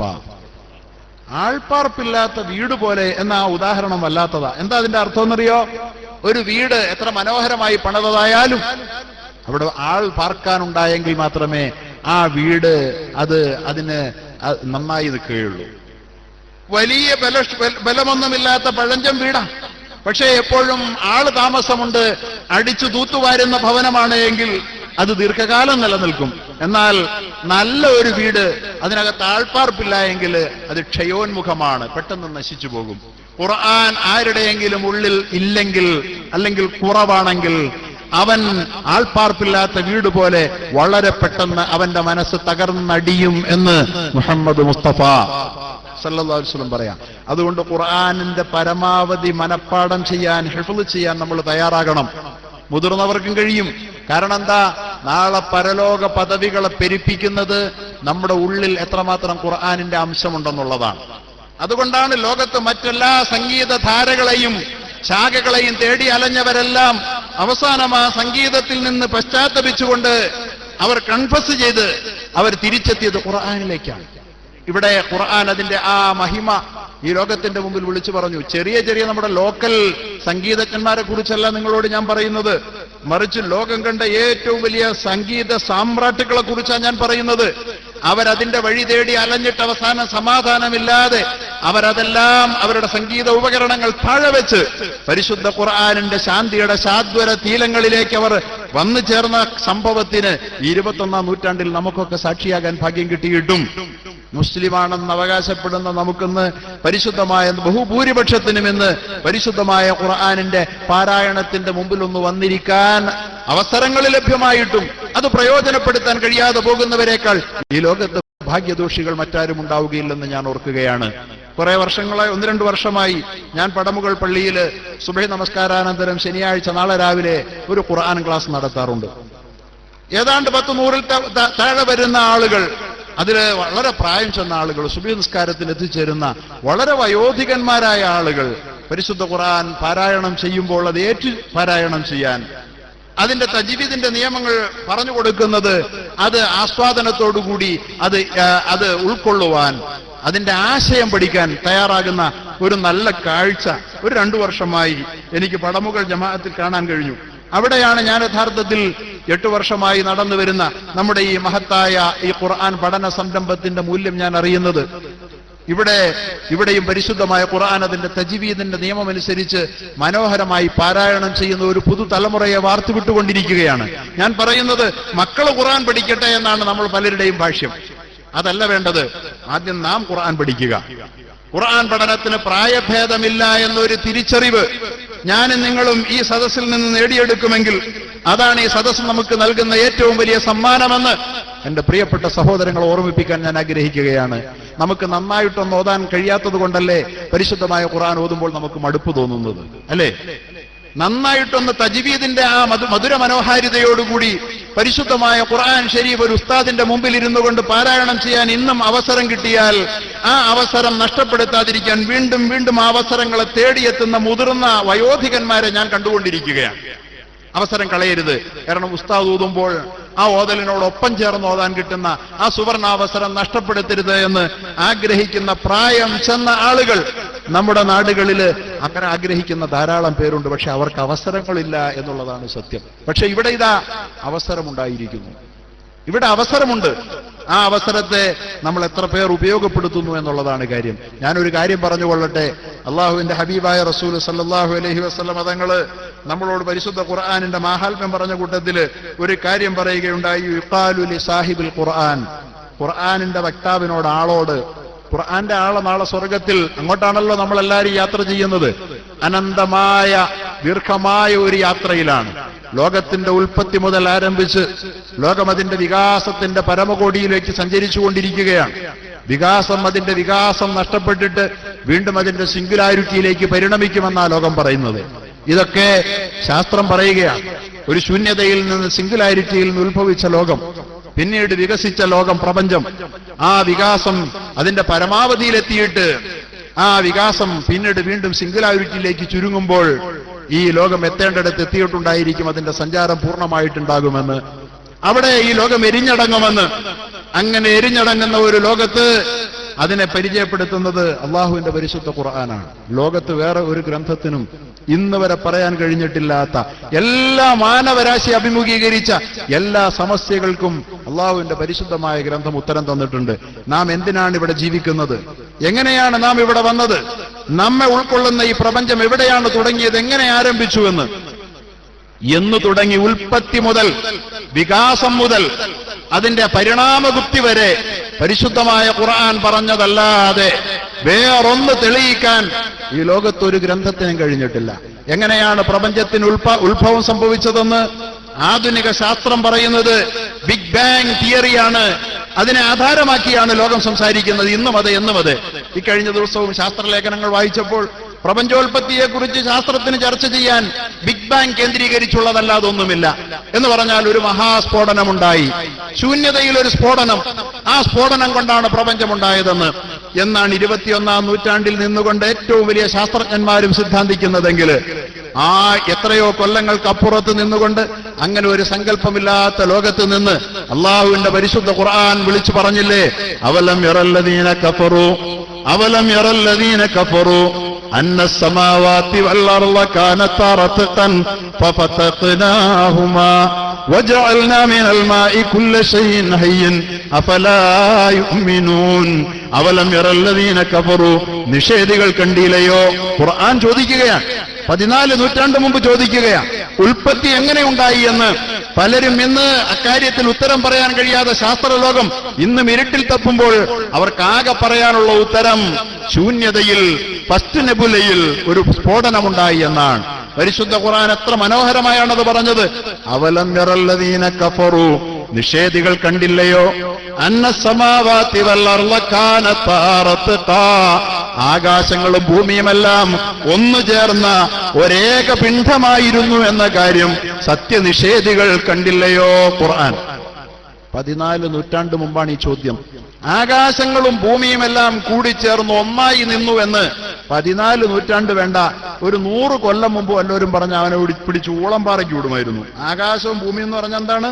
സൂര്യനും ചന്ദ്രനും നക്ഷത്രങ്ങളും ഈ ഭൂമിയും എല്ലാം ഒട്ടി നിന്നിരുന്നു, ഒന്നായി നിന്നിരുന്നു എന്ന് പറഞ്ഞാൽ അത് ഒരു ഭ്രാന്തൻ വർത്തമാനമായി ലോകം അവഗണിച്ചിരുന്നു ഒരു 100 കൊല്ലം മുമ്പ് വരെയെങ്കിൽ ബിഗ് ബാങ് തിയറി സ്ഥാപിതമായതിനു ശേഷമാണ് ഇതൊരു യാഥാർത്ഥ്യമാണെന്ന് ലോകം അംഗീകരിച്ചത്. എന്ന് പറഞ്ഞാൽ ഈ സൂര്യനും ചന്ദ്രനും നക്ഷത്രങ്ങളും ഭൂമിയും എല്ലാം ഏകപിണ്ഡമായി ഒന്നായി നിന്നു.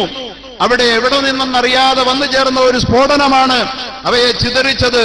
ആ ചിതറിത്തെറിക്കലിൽ നിന്നാണ് അത്ഭുതാവഹമായ വേഗത്തിൽ കണികകൾ സഞ്ചരിച്ചപ്പോൾ അവിടെ നിന്നാണ് ഭൂമി ഉണ്ടായത്, ചന്ദ്രൻ ഉണ്ടായത്, സൂര്യൻ ഉണ്ടായതെന്ന്. അതാണ് ബിഗ് ബാങ് തിയറിയുടെ ആധാരമെങ്കിൽ പരിശുദ്ധ ഖുർആൻ 14 നൂറ്റാണ്ട് മുമ്പേ ഈ ഉൽപ്പത്തി വിളംബരം ചെയ്തെങ്കിൽ എന്തുകൊണ്ട് ഖുർആൻ അത് സാധിച്ചു? കാനത്താ റത്ഖാ ആകാശങ്ങളും ഭൂമിയും ആർക്കും മനസ്സിലാകുന്ന ലളിതമായ ഭാഷയിൽ അന്ന സമാവാതി വൽ അർള് ആകാശങ്ങളും ഭൂമിയും കാനത്താ റത്ഖാ ഏകപിണ്ഡമായിരുന്നു എന്ന് എന്തേ അവർ കാണാതെ പോയി? ഉൽപ്പത്തിയെക്കുറിച്ച് 21-ാം നൂറ്റാണ്ടിലെ ഏറ്റവും മികച്ച ശാസ്ത്രജ്ഞന് പോലും നൽകാൻ കഴിയുന്ന ഉത്തരം 14 നൂറ്റാണ്ടുകൾക്ക് മുമ്പ് പറഞ്ഞ പരിശുദ്ധ ഖുർആൻ ആ ഉൽപ്പത്തിയുടെ ഉടമസ്ഥൻ അള്ളാഹുവാണ്. ആ അള്ളാഹുവിന്റെ ഗ്രന്ഥമായതുകൊണ്ടാണത് പറയാൻ കഴിഞ്ഞത്. ഒരു 100 കൊല്ലം മുമ്പ് ലോകത്തിനറിയാഞ്ഞ പരമാർത്ഥം ഇന്ന് 21-ാം നൂറ്റാണ്ടിലും സത്യമാണെന്ന് അടിവരയിടാനല്ലാതെ തെറ്റാണെന്ന് തെളിയിക്കാൻ ഒരു ശക്തിക്കും കഴിഞ്ഞിട്ടില്ല. ഉൽപ്പത്തി അങ്ങനെയാണെങ്കിൽ വികാസം എങ്ങനെ? ലോകമെന്നും ചർച്ച ചെയ്യുന്ന വിഷയമാണ്. പരിശുദ്ധ ഖുർആൻ മനോഹരമായി അതും പറഞ്ഞു. പരിശുദ്ധ ഖുർആൻ തന്നെ മനോഹരമായി അതും പറഞ്ഞു. വസ്സമാഅ ബനൈനാഹാ ബിഐദിൻ വഇന്നാ ലമൂസിഊൻ. വസ്സമാഅ ആകാശത്തെ ബനൈനാഹാ ബിഐദിൻ നാം നമ്മുടെ അധികാരം കൊണ്ട് പണിതുയർത്തി. നമ്മുടെ അധികാരം കൊണ്ട് ആകാശത്തെ നാം പടച്ചുയർത്തി. ഇത് പറഞ്ഞിട്ട് അല്ലാഹു തുടർന്ന് പറയാ വഇന്നാ ലമൂസിഊൻ നാം അതിനെ വികസിപ്പിക്കുകയാണ്. എത്ര വലിയ അത്ഭുതമാണ്! ശാസ്ത്രത്തെ ഞെട്ടിപ്പിക്കുന്ന അത്ഭുതമാണത്. ഇത് ഞാൻ ഒരിക്കൽ പ്രസംഗിക്കുമ്പോൾ ചങ്ങനാശ്ശേരിയിലാണ്. അവിടുത്തെ ഏറ്റവും പ്രഗത്ഭമായ സ്ഥാപനമാണ് NSSന്റെ കോളേജ്. ആ കോളേജിലെ ഫിസിക്സിന്റെ ഡിപ്പാർട്ട്മെന്റിന്റെ ഹെഡ് ഗോപാലകൃഷ്ണൻ നായർ എന്റെ അടുക്കൽ വന്നിട്ട് മൗലവി അങ്ങനെ ഖുർആനിൽ ആയത്തുണ്ടോ എന്ന് അദ്ദേഹം ചോദിക്കുകയാണ്. ഒരു വലിയ ശാസ്ത്രജ്ഞൻ, ഒരു ഗവേഷകനാണ് അദ്ദേഹം. അദ്ദേഹം ചോദിക്കുകയാണ്, മൗലവി അങ്ങനെയുണ്ടോ? പ്രപഞ്ചം വികസിക്കുന്നു എന്ന് ഖുർആനിലുണ്ടോ? ഉണ്ട്, ഖുർആനിലുണ്ട്. അദ്ദേഹം പറഞ്ഞു 20-ാം നൂറ്റാണ്ടിലെ ഏറ്റവും വലിയ കണ്ടുപിടുത്തം പ്രപഞ്ചം വികസിക്കുന്നു എന്നുള്ളതാണ്. ഇന്ന് ജീവിച്ചിരിക്കുന്ന ഏറ്റവും വലിയ ശാസ്ത്രജ്ഞനാരാ? Stephen Hawking. അദ്ദേഹത്തിന്റെ ഏറ്റവും പ്രഗത്ഭമായ പുസ്തകത്തിൽ ബ്രീഫ് ഹിസ്റ്ററി ഓഫ് ടൈം എന്ന് പറയുന്ന അദ്ദേഹത്തിന്റെ പുസ്തകത്തിൽ അദ്ദേഹം പറഞ്ഞു 20-ാം നൂറ്റാണ്ടിലെ ഏറ്റവും വലിയ കണ്ടുപിടുത്തം പ്രപഞ്ചം വികസിക്കുന്നു എന്നുള്ളതാണെന്ന്. നിങ്ങൾക്ക് വളരെ ലളിതമായി ഖുർആനിൽ പണ്ടേ വായിക്കാം. വസ്സമാഅ ബനൈനാഹാ ബിഐദിൻ ആകാശത്തെ നാം നമ്മുടെ അധികാരം കൊണ്ട് പടച്ചു. വഇന്നാ നിശ്ചയമായും നാം ലമൂസിഊൻ അതിന്റെ അർത്ഥം എന്താണെന്ന് ഞാൻ പറയണ്ട, ഇവിടെ ഇരിക്കുന്ന ഏത് ആലിമീങ്ങളും പറഞ്ഞു തരും. നാം അത് വികസിപ്പിക്കുകയാണ്. ഈ ഭൂമിയെ പടച്ചത് മാത്രമല്ല, അതിനെ നാം വികസിപ്പിക്കുകയാണ് എന്ന് 14 നൂറ്റാണ്ട് മുമ്പ് പറയാൻ കഴിഞ്ഞ ലോകത്ത് ഇത്തരം കാര്യങ്ങളിലൊന്നും ആരും ഇരുട്ടിൽ തപ്പണ്ട. ആൽബർട്ട് ഐൻസ്റ്റീന്റെ ഉത്തരത്തിന് വേണ്ടി ലോകം കാത്തിരിക്കേണ്ട. അതിനു മുമ്പേ തന്നെ പ്രപഞ്ചം എങ്ങനെ ഉണ്ടായി എന്ന് നമ്മെ പഠിപ്പിച്ച ഗ്രന്ഥം, ഈ പ്രപഞ്ചത്തിന്റെ പരിണാമം എന്താണ് എന്ന് നമ്മെ പഠിപ്പിച്ച ഗ്രന്ഥം, അതിന്റെ വികാസത്തെക്കുറിച്ച് പഠിപ്പിച്ച ഗ്രന്ഥം, ഒരൈൻസ്റ്റീനുമില്ലാതെ ഈ പ്രപഞ്ചത്തിന്റെ സഞ്ചാരഗതികൾ, ഈ പ്രപഞ്ചത്തിന്റെ മുന്നോട്ടുള്ള പ്രയാണഗതികൾ നമ്മെ കൃത്യമായി വരച്ചു കാട്ടിയ ഒരു പുസ്തകം അത് നമ്മുടെ കയ്യിൽ ഉണ്ടായിരുന്നിട്ടും നമുക്ക് അതിലേക്കൊന്ന് തിരിഞ്ഞു നോക്കാൻ കഴിയാതെ പോയെന്നുള്ളതല്ലേ പരമാർത്ഥം. അത് വികസിക്കുകയാണ് എന്ന്. വികാസം എവിടം വരെ എത്തി? 10,000 കോടി ഗാലക്സികളുമായി ഈ പ്രപഞ്ചം വികസിച്ചു നിൽക്കുന്നു എന്നാണ് ഇതുവരെ നാം പഠിച്ചിരുന്നതെങ്കിൽ. 10,000 കോടി ഗാലക്സി, 10,000 കോടി ഗാലക്സി എന്ന് പറഞ്ഞാൽ എന്താണ്? ഒരു ഗാലക്സി എന്ന് പറഞ്ഞാൽ തന്നെ 10,000 കോടി സൗരയൂഥമുള്ളതാണ്. ഒരു ഗാലക്സിയിൽ 10,000 കോടി സൗരയൂഥമാണ്.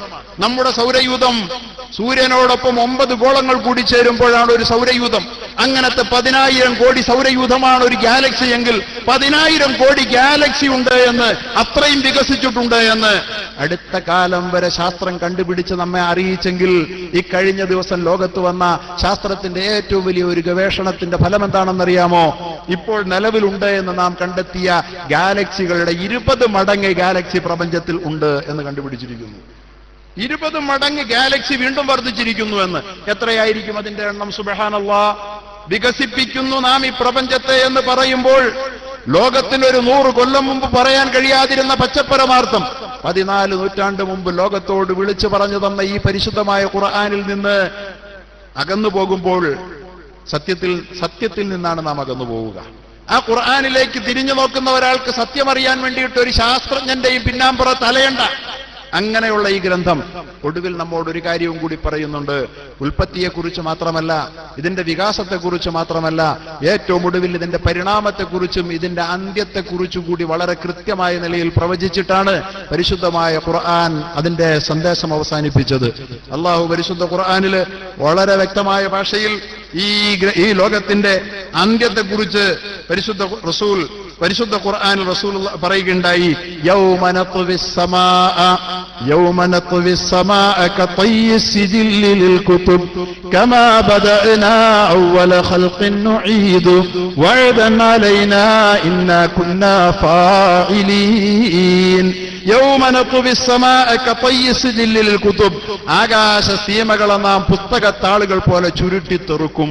ഖുർആൻ നോക്കൂ, ആകാശ സീമകളെ നാം പുസ്തകത്താള് പോലെ ചുരുട്ടിത്തെറുക്കുമെന്ന് പറഞ്ഞാൽ വികസിച്ചു നിൽക്കുന്ന ഈ പ്രപഞ്ച സീമകളെ നാം ചുരുട്ടിത്തെറുക്കും. എന്നിട്ട് കമാ ബദഅനാ അവ്വല ഖൽഖിൻ നുഈദു, എങ്ങനെയാണോ നാം ഇതിനെ സൃഷ്ടിച്ചത് അതുപോലെ നാം ഇതിനെ തിരിച്ചു കൊണ്ടുപോകും എന്ന് പറഞ്ഞാൽ ശൂന്യതയിൽ നിന്ന്, ഒരു സിംഗുലാരിറ്റിയിൽ നിന്ന്, ഇല്ലായ്മയിൽ നിന്ന് നാം ഇതിനെ പടച്ചതുപോലെ, അതിനുശേഷം ഇതിനെ വികസിപ്പിച്ചതുപോലെ ഇതിന്റെ വികാസം നഷ്ടപ്പെടുത്തിയിട്ട് നാം ഇതിന്റെ സങ്കോചഭാവത്തിലേക്ക് തിരിച്ചു കൊണ്ടുപോകുമെന്ന് പരിശുദ്ധ ഖുർആൻ 14 നൂറ്റാണ്ടുകൾക്ക് മുമ്പ് പറഞ്ഞത് പഠിക്കാൻ നമുക്ക് കഴിയാതെ പോയി. പക്ഷേ ശാസ്ത്രം വളരെ കൃത്യമായ നിലയിൽ അത് നമ്മളോട് പറഞ്ഞു തരികയാണ്. ഈ പ്രപഞ്ചം സിംഗുലാരിറ്റിയിൽ നിന്നുണ്ടായി, സീറോയിൽ നിന്ന്, ഒന്നുമില്ലായികയിൽ നിന്നുണ്ടായി.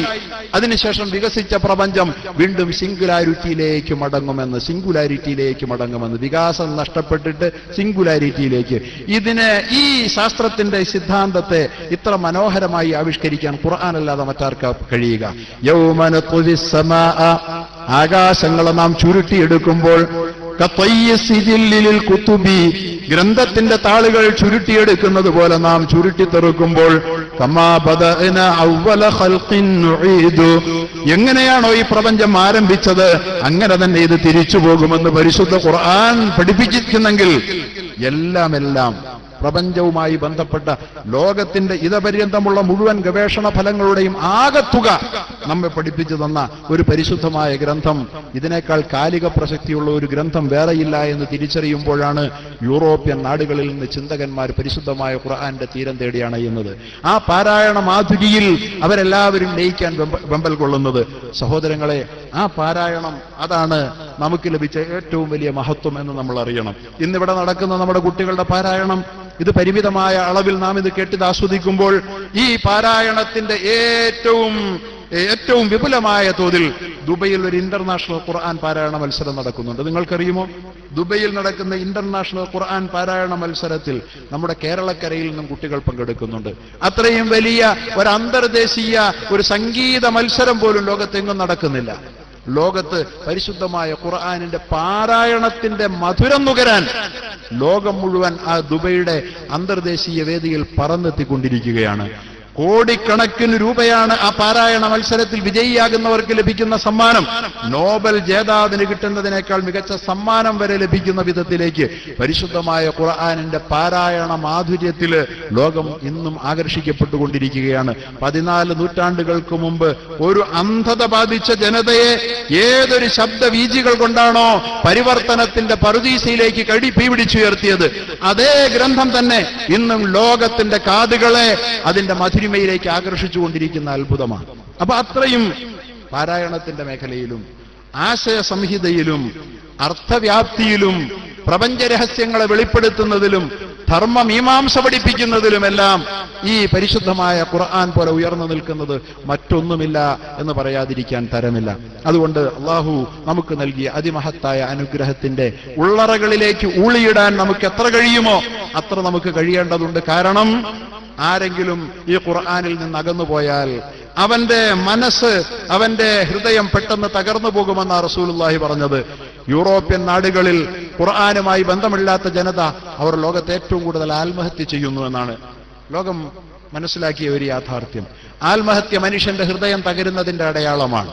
യൗമ തമൂത്തുൽ ഖുലൂബ്, ഹൃദയങ്ങൾ ചത്തൊടുങ്ങുമ്പോൾ, തകർന്നൊടുങ്ങുമ്പോൾ ഖുർആനിന്റെ വക്താവിന്റെ ഹൃദയം സജീവമായിരിക്കുമെന്ന് നബിയുനാ ഹബീബുനാ മുഹമ്മദ് മുസ്തഫ. ഖുർആൻ ഉള്ളിലുള്ള, ഖുർആൻ പാരായണം ചെയ്ത് ജീവിക്കുന്ന ഒരു സത്യവിശ്വാസി ഒരിക്കലും ആത്മഹത്യ ചെയ്യുകയില്ല. അവന്റെ ഹൃദയം തകർന്നു പോവുകയില്ല.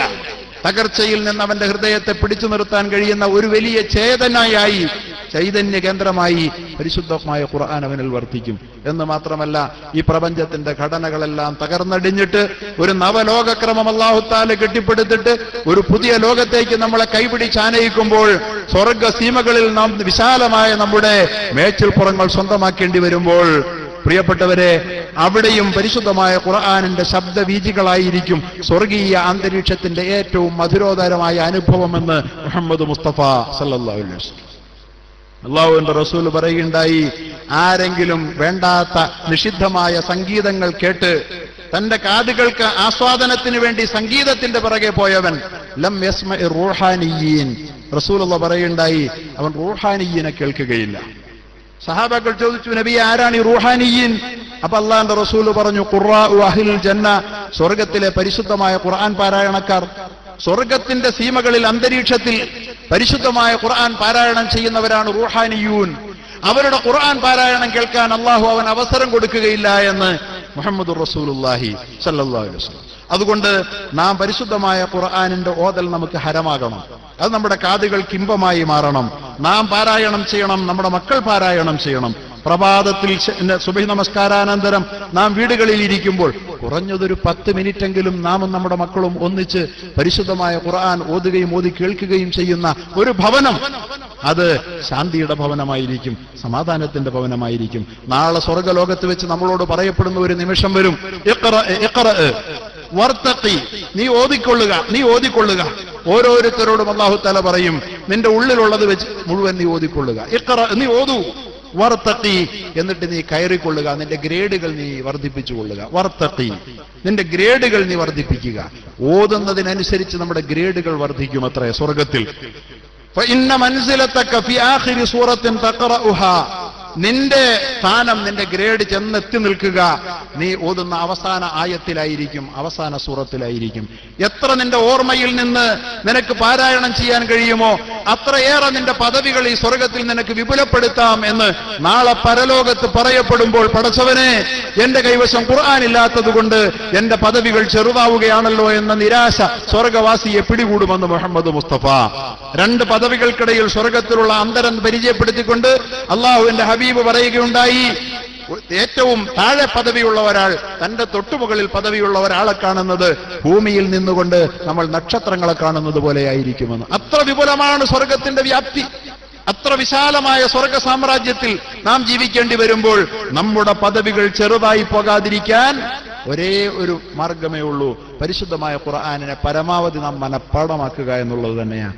അതുകൊണ്ട് പഠിക്കാനും പാരായണം ചെയ്യാനും അതിന്റെ മനോഹരമായ തജ്വീദി നിയമങ്ങൾ പരിശീലിക്കുവാനുമൊക്കെ അവസരമൊരുക്കിക്കൊണ്ട് നമ്മുടെ ഇസ്ലാമിക സംഘടനാ പ്രവർത്തകർ നമുക്ക് വേണ്ടി ഇത്തരം വേദികൾ ഒരുക്കി തരുമ്പോൾ അതിന്റെ മൂല്യമറിയാതെ നമ്മളൊക്കെ വല്ലപ്പോഴും എല്ലാം കഴിഞ്ഞിട്ടൊരു സമ്മേളനം നടക്കുമ്പോൾ ഒരു തൽക്കാലം ഒന്നൊന്ന് ഒത്തുകൂടി പിരിയുന്നതിൽ മാത്രം നമ്മുടെ ബന്ധം, ഖുർആന്റെ ബന്ധം അവസാനിപ്പിക്കുന്നതിന് പകരം കിട്ടുന്ന ഏതൊരവസരത്തിലും ഖുർആനിന്റെ ഒരായത്തെങ്കിൽ ഒരായത്ത് രാവിലെ പ്രഭാതത്തിൽ പള്ളിയിലേക്ക് പോവുകയും ഖുർആനിൽ നിന്ന് ഒരായത്തോ രണ്ടായത്തോ പഠിച്ചിട്ട് മടങ്ങി വരികയും ചെയ്യുന്നവൻ അവൻ ഈ ഭൂമിയും അതിലുള്ളത് മുഴുവനും സ്വന്തമാക്കിയാണ് മടങ്ങുന്നതെന്ന് മുഹമ്മദ് മുസ്തഫ പറഞ്ഞതിന്റെ അർത്ഥം തന്ന ആ രണ്ടായത്ത് കൊണ്ടുണ്ടാകുന്ന സ്വർഗത്തിലെ പദവി വർധന ഈ ഭൂമിയും അതിനുള്ള മുഴുവനും കിട്ടുന്നതിനേക്കാൾ ഉയർന്ന പദവിയായിരിക്കും. കാരണം ഒരു സ്വർഗവാസിക്ക്, ഏറ്റവും കുറഞ്ഞ സ്വർഗവാസിക്ക് അള്ളാഹു കൊടുക്കുന്നത് ഈ ഭൂമിയുടെ 10 മടങ്ങ് വലിപ്പമുള്ള സ്വർഗമാണ്. ഭൂമിയുടെ 10 ഇരട്ടി വലിപ്പമാണ് ഏറ്റവും കുറഞ്ഞ സ്വർഗവാസിയുടെ. അപ്പോ രണ്ടായത്തിന്റെ വില ഈ ഭൂമിയും അതിലുള്ളതിന് ഇത് മുഴുവനും പകരമാവുകയില്ല എന്നാണ് റസൂലുള്ള പറഞ്ഞത്. അത്രയും വലിയ സമ്പാദ്യവുമായി ഒരായത്തല്ലെങ്കിൽ രണ്ടായത്ത് പഠിച്ചിട്ട് പ്രഭാതത്തിൽ പള്ളിയിലേക്ക് പോയിട്ട് മടങ്ങി വരാൻ കഴിയുന്ന ഒരു ഭൂമിയിൽ, ഒരു ലോകത്ത് ജീവിച്ചിട്ട് ഇനി അങ്ങനെ ഒരു അവസരമില്ലാത്ത ഒരു ലോകത്ത് ചെന്നതിന്റെ വിളവെടുക്കാൻ വേണ്ടി നാം ശ്രമിക്കുമ്പോൾ വിരൽ കടിക്കാതിരിക്കുവാൻ നമുക്ക് മുമ്പിൽ ഒന്നേ ഉള്ളൂ, നമുക്ക് പരിശുദ്ധമായ ഖുർആനിലേക്ക് തന്നെ തിരിച്ചു പോവുക, മടങ്ങുക. അതിനോടുള്ള ബന്ധം നമ്മുടെ സുദൃഢമാക്കി തീർക്കാൻ വേണ്ടി നമ്മൾ ശ്രമിക്കുക. അത് തന്നെ ഞാനിവിടെ വിഷയാധിഷ്ഠിതമായി കൂടുതൽ സംസാരിക്കാൻ ശ്രമിച്ചില്ല. കാലികമാണ്, സമഗ്രമാണ് എന്ന വിഷയത്തെ സംബന്ധിച്ച് പരിശുദ്ധ ഖുർആൻ ഏതൊക്കെ മേഖലകളിൽ സമഗ്രമാണെന്ന്, ഏതെല്ലാം തരത്തിൽ ഇത് കാലികമാണ് എന്നതിനെ കുറിച്ച് ഒരുപാട് വിസ്തരിക്കാൻ ഞാൻ മെനക്കെട്ടിട്ടില്ല. എല്ലാ കാര്യങ്ങളും അള്ളാഹുവിന്റെ ഗ്രന്ഥം ചർച്ച ചെയ്തു പോയിട്ടുണ്ട്. പരാമർശിക്കാത്ത വിഷയങ്ങളില്ല. സൂര്യന് കീഴിൽ ഇല്ല എന്നാണ് നാം പറയാറുള്ളത്. പക്ഷെ അള്ളാഹുവിന്റെ ഗ്രന്ഥത്തിന്റെ പ്രത്യേകത എന്തെന്നറിയോ? സൂര്യന് കീഴിൽ മാത്രമല്ല, സൂര്യന് മുകളിലും ഖുർആൻ പരാമർശിക്കാത്ത ഒന്നുമില്ല. നമ്മളൊക്കെ മറ്റേത് ഗ്രന്ഥത്തെക്കുറിച്ചും പറയും സൂര്യന് കീഴിലുള്ളതെല്ലാം ചർച്ച ചെയ്യുമെന്ന്. പക്ഷെ അള്ളാഹുവിന്റെ ഗ്രന്ഥം സൂര്യന് മുകളിലുള്ളതും ചർച്ച ചെയ്യുന്ന ഗ്രന്ഥമാണ്. അങ്ങനെ സർവത്ര പരാമർശിച്ചു പോയ ഉറുമ്പ് മുതല്, തേനീച്ച മുതല്, അതുപോലെ തന്നെ മരംകൊത്തി മുതല്, അതുപോലെ തന്നെ എട്ടുകാലി മുതൽ, ഇതൊക്കെ പരിശുദ്ധ ഖുർആനിന്റെ പരാമർശ വിഷയങ്ങളായി വന്നപ്പോ പലരും നെറ്റിച്ചുളിച്ചു. ഇതൊക്കെ എന്തിനാ ഖുർആൻ ചർച്ച ചെയ്യുന്നത്? ഇത്ര സമഗ്രത എന്തിനാണ് എന്ന് ചോദിച്ചു. ഈ കൊച്ചു കൊച്ചു കാര്യങ്ങൾ പറഞ്ഞുകൊണ്ട് അള്ളാഹു ലക്ഷ്യം വെക്കുന്നത് എന്താണെന്ന്. പക്ഷെ പിൽക്കാലത്ത് ലോകത്തിന്റെ പഠന ഗവേഷണങ്ങൾ മുന്നോട്ട് പോയപ്പോൾ ആ ഓരോ ജീവികളെ സംബന്ധിച്ചും പരിശുദ്ധ ഖുർആൻ നടത്തിയ ചർച്ചകളുടെ പ്രാധാന്യം തിരിച്ചറിഞ്ഞുകൊണ്ടിരിക്കുക. തേനീച്ചയെ എന്തിന് പരാമർശിച്ചു? അത്ഭുതം അതിൽ നിന്ന് കണ്ടെത്തിയിരിക്കുന്നു. തേനീച്ച കൂട്ടത്തിന്റെ നേതൃസ്ഥാനത്ത് സ്ത്രീകളാണ് എന്ന് ലോകം കണ്ടെത്തിയ ഒരു വലിയ പുതിയ അറിവാണ്. തേനീച്ചവർഗം, ഈച്ചവർഗത്തിന്റെ നേതൃസ്ഥാനം പുരുഷന്മാർക്കല്ല, സ്ത്രീകൾക്കാ. നമുക്കറിയോ? പക്ഷേ ഖുർആൻ 14 നൂറ്റാണ്ടുകൾക്ക് മുമ്പ് തേനീച്ചയെ കുറിച്ച് പരാമർശിച്ചപ്പോൾ മനോഹരമായ നിലയിൽ പരിശുദ്ധ ഖുർആൻ അത് എടുത്തുകാട്ടി. സ്ത്രീവർഗത്തിന്റെ അള്ളാഹു തേനീച്ചക്കൂട്ടത്തെ അഭിസംബോധന ചെയ്തപ്പോൾ 4 പരാമർശം നേർക്കുനേരെ അവരോട് അഭിസംബോധന ചെയ്തപ്പോൾ 4ഉം സ്ത്രീകളോട് അഭിസംബോധന ചെയ്യുന്ന പദം. 14 നൂറ്റാണ്ടുകൾക്ക് മുമ്പ് അങ്ങനെ ഒരു അറിവ് ലോകത്തിനില്ല.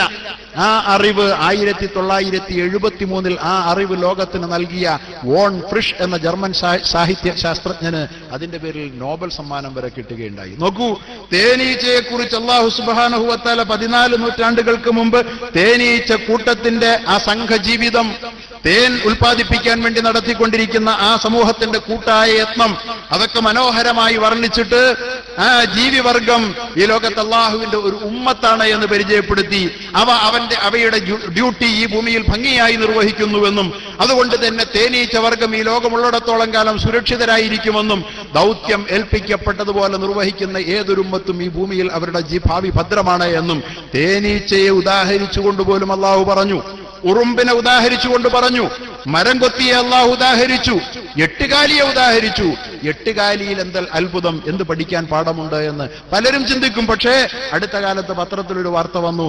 യൂറോപ്യൻ നാടുകളിലെല്ലാം ഇപ്പോ ഒരു വലിയ ഗവേഷണം നടന്നുകൊണ്ടിരിക്കുന്നത്, അവിടുത്തെ സ്റ്റേഡിയങ്ങളിൽ കാണികൾ വന്ന് നിറഞ്ഞിട്ട് തിക്കും തിരക്കുമായി ഗാലറികൾ, സ്റ്റേഡിയങ്ങൾ തകർന്നു പോകുന്ന പ്രശ്നത്തിന് പരിഹാരമുണ്ടാക്കാൻ വേണ്ടിയിട്ട് എട്ടുകാലി വലയിൽ നിന്ന് പാഠം പഠിച്ചിട്ട് എട്ടുകാലി വല പോലുള്ള സ്റ്റേഡിയം നിർമ്മിക്കാൻ അവർ ശ്രമിക്കുന്നു അത്രേ. എന്ന് പറഞ്ഞാൽ എട്ടുകാലി വളരെ വേഗത്തിൽ വന്ന് എട്ടുകാലിയുടെ വലയിലേക്ക് ആഞ്ഞു പതിച്ചാലും ശരി അതിന്റെ ആ എലാസ്റ്റിസിറ്റി കൊണ്ട് ആ വല പൊട്ടിപ്പോകില്ല. വളരെ നേർത്ത നൂലിന്റെ വലയാണ് എങ്കിൽ പോലും ആ എട്ടുകാലി വന്ന് പാഞ്ഞ വലയിലേക്ക് വന്ന് വീഴുമ്പോഴും പൊട്ടിപ്പോകാതെ അങ്ങുമിങ്ങും വലിഞ്ഞു കൊടുക്കുന്ന ആ സംവിധാനത്തിൽ സ്റ്റേഡിയങ്ങൾ നിർമ്മിച്ചാൽ ജനങ്ങളുടെ ആ ഭാരം കൊണ്ടുള്ള ഷോക്ക്, അതിന്റെ ആഘാതം, അതിന്റെ ഇമ്പാക്ട് താങ്ങാൻ കഴിയുന്ന വിധത്തിലുള്ള സ്റ്റേഡിയങ്ങൾ നിർമ്മിക്കാൻ ലോകം ഇന്ന് ജാഗ്രതായിരിക്കുന്നു എന്ന് തിരിച്ചറിയുമ്പോൾ എട്ടുകാലി വലയെപ്പോലും ഉദാഹരിച്ചുകൊണ്ട് അല്ലാഹു സുബ്ഹാനഹു വ തആല ഈ ലോകത്തിന് വലിയ സമഗ്രമായ സന്ദേശം നൽകിയ പരിശുദ്ധമായ ഖുർആനിനെ നമ്മൾ വേണ്ടത്ര പഠിക്കുന്നില്ല എന്നുള്ളതാണ് നമുക്ക് സംഭവിച്ച ഏറ്റവും വലിയ അപജയം എന്ന് പറയാൻ ആഗ്രഹിക്കുന്നതോടൊപ്പം ഒരു കാര്യം കൂടി അവസാനമായി ഞാൻ സൂചിപ്പിക്കട്ടെ. നാം ഇപ്പോൾ ജീവിച്ചുകൊണ്ടിരിക്കുന്ന ബഹുമാന്യനായ ഡോക്ടർ അബ്ബാസ് അവർ സൂചിപ്പിച്ച പോലെ നാം ഇന്ന് വലിയ പ്രതിസന്ധിയിലാണ്. നമ്മുടെ രാജ്യത്ത് ഏക സിവിൽ കോഡ് വാദമുയർത്തിക്കൊണ്ട് നമ്മുടെ ഇസ്ലാമിക വ്യക്തിത്വത്തെ, നമ്മുടെ ഖുർആനികമായ അസ്തിത്വത്തെ തകർത്ത് തരിപ്പണമാക്കാൻ വേണ്ടിയിട്ട് അധികാരികളുടെ പോലും പിന്തുണയോടുകൂടി നടക്കുന്ന ശ്രമങ്ങൾ, അതിനെ ശക്തമായി നമുക്ക് നേരിടാൻ കഴിയണമെങ്കിലും നമുക്ക് ഖുർആൻ പഠിക്കുകയല്ലാതെ മറ്റൊരു പോംവഴിയുമില്ല. ഏറ്റവും വലിയ പ്രശ്നമായി ഉയർത്തപ്പെട്ടിരിക്കുന്ന മുത്തലാഖ് ഏറ്റവും വലിയ അപകടമാണ് എന്നാണല്ലോ പലരും പറയുക. പക്ഷെ മുത്തലാഖ് എന്താണ് എന്ന് പരിശുദ്ധ ഖുർആൻ പറയുന്ന ആയത്തിന്റെ അർത്ഥം ഒന്ന് പഠിച്ചാൽ നമ്മളെല്ലാവരും മുത്തലാഖാണ് പരിശുദ്ധ ഇസ്ലാമിലെ ഏറ്റവും പുരോഗമനാത്മകമായ ആശയം എന്ന് നമ്മൾ സമ്മതിക്കേണ്ടി വരും. മുത്തലാഖ് എന്ന് പറയുന്ന ആശയം ഏറ്റവും പുരോഗമനാത്മകം തന്നെയാണ്. മുത്തലാഖ് വേണമെന്ന് നമ്മളാരും വാദിക്കുന്നവരല്ല. മുത്തലാഖ് വേണ്ടെന്ന് നമ്മുടെ അഭിപ്രായം. മുത്തലാഖ് എന്ന് പറഞ്ഞാൽ മുത്തലാഖ് ആരും നടത്തരുതെന്നാണ് നമ്മൾ പറയാ, അല്ലെ? മുത്തലാഖ് നടത്താനല്ല, ആരും നടത്തരുത്. പക്ഷെ നടത്തിയാൽ അത് സംഭവിക്കും എന്ന് മാത്രമേ ഇസ്ലാമിന്റെ വക്താക്കൾക്ക് അഭിപ്രായമുള്ളൂ. അല്ലാതെ മുത്തലാഖ് നടത്തണമെന്നല്ല. എല്ലാവരും വാദിക്കുന്നത് കേട്ടാൽ തോന്നിപ്പോലും എല്ലാവരും മുത്തലാഖ് നടത്താൻ വേണ്ടിയിട്ടാണ് മുസ്ലിങ്ങൾ വാദിക്കുകയെന്ന്. മുത്തലാഖ് ആരും നടത്തരുത്. നടത്തിയാൽ അവൻ പാപിയാണ്. അവന്റെ ആ തലാഖ് ബിദ്അയാണ്, അനാചാരപരമാണ്, പ്രവാചകചര്യയ്ക്ക് എതിരാണ് എന്ന് ഫുഖഹാക്കൾ രേഖപ്പെടുത്തിയിട്ടുണ്ട്. പക്ഷെ ആണെങ്കിലും തെറ്റായ വിധത്തിൽ തലാഖ് നടത്തിയെങ്കിലും തലാഖ് സംഭവിക്കുകയില്ല എന്ന് പറയാനാകുമോ? തലാഖ് സംഭവിക്കുന്നത് തെറ്റായ പ്രവൃത്തി ചെയ്തവന് നൽകുന്ന ശിക്ഷയാണ്, പുരുഷന്റെ ശിക്ഷയാണ്. പെണ്ണിനെ ശിക്ഷിക്കുകയല്ല മുത്തലാഖ് സംഭവിക്കുമെന്ന് പറയുന്നിടത്ത്. കാരണം എന്താണ്? ഖുർആൻ വളരെ വ്യക്തമായി പറയുന്നുണ്ട്, ഫഇൻ തല്ലഖഹാ ഫലാ തഹില്ലു ലഹു മിൻ ബഅദു ഹത്താ തൻകിഹ സൗജൻ ഗൈറ. മൂന്നാമതും തലാഖ് ചൊല്ലരുത്. ഒന്ന് അത്തലാഖു മറത്താൻ, തലാഖ് 2 വട്ടമാണ്, 2 വട്ടമായാണ് ചൊല്ലേണ്ടത്. ഫൈൻ തല്ലഖഹ, മൂന്നാമതും തലാഖ് ചൊല്ലിയാൽ ഖുർആനാണ് പറയുന്നത് ഫലാ തഹില്ലു ലഹു, പിന്നീട് ആ പെണ്ണ് ഒരിക്കലും അവൻ അനുവദനീയമാവുന്നില്ല. ഹത്താ തൻകിഹ സൗജൻ ഗൈറ, ആ പെണ്ണിനെ മറ്റൊരു ഭർത്താവ് വിവാഹം കഴിക്കുവോളം. മറ്റൊരു ഭർത്താവ് വിവാഹം കഴിച്ചിട്ടല്ലാതെ ഇനി അവൻ ആ പെണ്ണിനെ തൊട്ടുകൂടാ എന്ന് പറയുന്നത് പെണ്ണിനോടുള്ള ക്രൂരതയല്ല, മറിച്ച് തെറ്റായ രീതിയിൽ തലാഖ് ചൊല്ലിയ ഭർത്താവിനെ പണിഷ് ചെയ്യുന്നതാണ്. പണിഷ് ചെയ്യാണ്. 2 തരത്തിലാണ് പണിഷ്മെന്റ്. ഒന്നാമത്, ഇവൻ ഈ പെണ്ണിന് കൊടുത്ത മഹർ ഇവന് നഷ്ടപ്പെട്ടു, പെണ്ണിന്റെ പോക്കറ്റിലായി, പിന്നെ കിട്ടൂല. രണ്ടാമത്, ഇവൻ ഒരു പെണ്ണ് കെട്ടണമെങ്കിൽ വീണ്ടും ഇവൻ മഹർ കണ്ടെത്തണം. ഇസ്ലാമിൽ വിവാഹം അങ്ങനെയാണല്ലോ. ഇസ്ലാമിൽ മഹർ പുരുഷന് ചെലവാണ്, തലാഖ് പുരുഷന് ശിക്ഷയാണ് ഇസ്ലാമിൽ. അതുകൊണ്ട് തന്നെയാണ് പുരുഷൻ ഏകപക്ഷീയമായി തലാഖ് ചൊല്ലാൻ ഇസ്ലാം അനുവാദം കൊടുത്തത്. കാരണം അവന് കല്യാണം കഴിക്കണമെങ്കിൽ ഇസ്ലാമിൽ മഹർ അങ്ങോട്ടാ കൊടുക്കേണ്ടത്. നമ്മുടെ നാട്ടിലെ ആചാരം പോലെ സ്ത്രീധനത്തിന് ഇസ്ലാമിൽ സ്ഥാനമില്ല. സ്ത്രീധനം ഇങ്ങോട്ട് വാങ്ങിക്കുന്ന പരിപാടി ഇസ്ലാമിലില്ല. അങ്ങോട്ട് മഹർ കൊടുക്കേണ്ടി വരുമ്പോൾ പുരുഷന് നഷ്ടം. വീണ്ടും അവൻ രണ്ടാമത് പെണ്ണ് കെട്ടണമെങ്കിൽ വീണ്ടും നഷ്ടം. പെണ്ണിനോ ആദ്യത്തെ ഇവന്റെ കയ്യിൽ നിന്ന് കിട്ടിയ മഹർ അവൾക്ക് സ്വന്തം. രണ്ടാമതോ മറ്റൊരു ഹത്താ തൻകിഹ സൗജൻ ഗൈറ, മറ്റൊരു ഭർത്താവ് ഇനി ഇവളെ വിവാഹം കഴിച്ചിട്ടല്ലാതെ ആദ്യ ഭർത്താവിന് ഇവൾ അനുവദനീയമാകുന്നില്ലെന്ന് പറയുമ്പോൾ രണ്ടാമതൊരു വിവാഹവും ഇവൾക്ക് അനിവാര്യമായി മാറി. ആ വിവാഹത്തിലൂടെയും ഇവൾക്ക് മഹറാണ് ഇസ്ലാമിൽ കിട്ടാൻ പോകുന്നത്. പെണ്ണിന് 2 ആനുകൂല്യം, 2 മഹറിന്റെ എക്സ്ട്രാ ആനുകൂല്യം, പുരുഷന് 2 മഹർ നഷ്ടം. അങ്ങനെ തെറ്റായ വിധത്തിൽ അള്ളാഹുവിന്റെ ശാസനയ്ക്ക് വിരുദ്ധമായി തലാഖ് ചൊല്ലിയതിന്റെ പേരിൽ പുരുഷനെ 2 വട്ടം ശിക്ഷിക്കുന്ന ഈ തലാഖ് സാധുവാണെന്ന നിയമം എന്തുകൊണ്ടാണ് അശാസ്ത്രീയമാകുന്നത്? എങ്ങനെയാണത് പുരോഗമനപരമല്ലാതാകുന്നത്? പുരുഷനെ ശിക്ഷിക്കുകയാണ്. അത് വേണ്ട, അത് സാധുവല്ല എന്ന് പറയുന്നവരോ പുരുഷനെ ഇവിടെ രക്ഷിക്കാൻ ശ്രമിക്കുകയാണ്, പെണ്ണിനെ ശിക്ഷിക്കുകയാണ്. പെണ്ണിന് കിട്ടേണ്ടുന്ന 2 മഹറാനുകൂല്യം അവർ നഷ്ടപ്പെടുത്തുകയാണ്. പുരുഷന്റെ 2 മഹർ ശിക്ഷയെ നിന്ന് പുരുഷനെ രക്ഷിക്കാനാണ് ശ്രമിക്കുന്നത്. അതുകൊണ്ട് മുത്തലാഖ് എന്ന് പറയുന്നത് അത് കാലഘട്ടത്തിന് യോജിക്കാത്തതോ അല്ലെങ്കിൽ പുരോഗമനത്തിന് വിഘാതമോ അല്ല എന്ന് പരിശുദ്ധമായ ഖുർആൻ പഠിക്കുമ്പോൾ നമുക്ക് മനസ്സിലാക്കാൻ പറ്റും. ഏതേത് മേഖലകൾ എടുത്ത് പരിശോധിച്ചാലും ഒത്ത ഉത്തരം നൽകുന്ന പരിശുദ്ധമായ ഖുർആനിന്റെ സന്ദേശത്തെ കൂടുതൽ അടുത്തറിയാനും പഠിക്കുവാനും നമുക്കൊക്കെ അള്ളാഹു തൗഫീഖ് തരുമാറാകട്ടെ. അതിന് നമ്മുടെ ഇത്തരം സദസ്സുകൾ കാരണമാകുമാറാകട്ടെ എന്ന് പ്രാർത്ഥിച്ചുകൊണ്ട് ഇവിടെ പങ്കെടുത്ത ഖുർആൻ പഠിതാക്കൾക്ക് അതുപോലെ തന്നെ ഖുർആൻ പാരായണ വിദഗ്ധർക്ക് എല്ലാ അഭിനന്ദനങ്ങളും അറിയിച്ചുകൊണ്ട് അള്ളാഹു താല അവർക്ക് നല്ല ഭാവി പ്രദാനം ചെയ്യുമാറാകട്ടെ എന്ന് പ്രാർത്ഥിച്ചുകൊണ്ട് അവരിലെ വിജയികൾക്ക് ധാരാളം വലിയ തുകകളൊക്കെ സമ്മാനമായി പാരിതോഷികമായി നൽകുന്ന ഈ സംഘാടകർ അവർ നടത്തുന്ന എല്ലാ സംരംഭങ്ങളെയും അള്ളാഹു സുബ്ഹാനഹു വ തആല വിജയിപ്പിക്കുമാറാകട്ടെ. അവരതിനു വേണ്ടി വിനിയോഗിക്കുന്ന മുതലുകളിൽ അള്ളാഹു ബർക്കത്ത് ചെയ്യുമാറാകട്ടെ. ഇഹത്തിലും പരത്തിലും അള്ളാഹു അഭിവൃദ്ധി പ്രദാനം ചെയ്യുമാറാകട്ടെ എന്ന് പ്രാർത്ഥിച്ചുകൊണ്ട് നാളെ ഖുർആന്റെ ആളുകളായി, ഖുർആന്റെ ആളുകളെ നാളെ സ്വർഗത്തിൽ വിളിക്കപ്പെടുന്ന അള്ളാഹുടെ ആളുകളെന്നാണ്. ഖുർആന്റെ വക്താക്കളെ അള്ളാഹുവിന്റെ ആളുകൾ എന്നാണ് സ്വർഗത്തിൽ പറയുക. എല്ലാവരും അള്ളാഹുടെ ആളുകളാണ്. പക്ഷെ ഖുർആന്റെ ആളുകൾ പ്രത്യേകിച്ചും അള്ളാഹുടെ സ്വന്തക്കാരാണ് എന്നവിടെ പറയപ്പെടും. അള്ളാഹുവിന്റെ ആളുകളായി സ്വർഗത്തിൽ അണഞ്ഞ് അവന്റെ ലിഖാ കണ്ട് ആനന്ദിക്കാൻ അള്ളാഹു നമുക്കെല്ലാവർക്കും തൗഫീഖ് പ്രദാനം ചെയ്യുമാറാകട്ടെ എന്ന പ്രാർത്ഥനയോടെ ഞാൻ എന്റെ വാക്കുകൾ ഉപസംഹരിക്കുന്നു.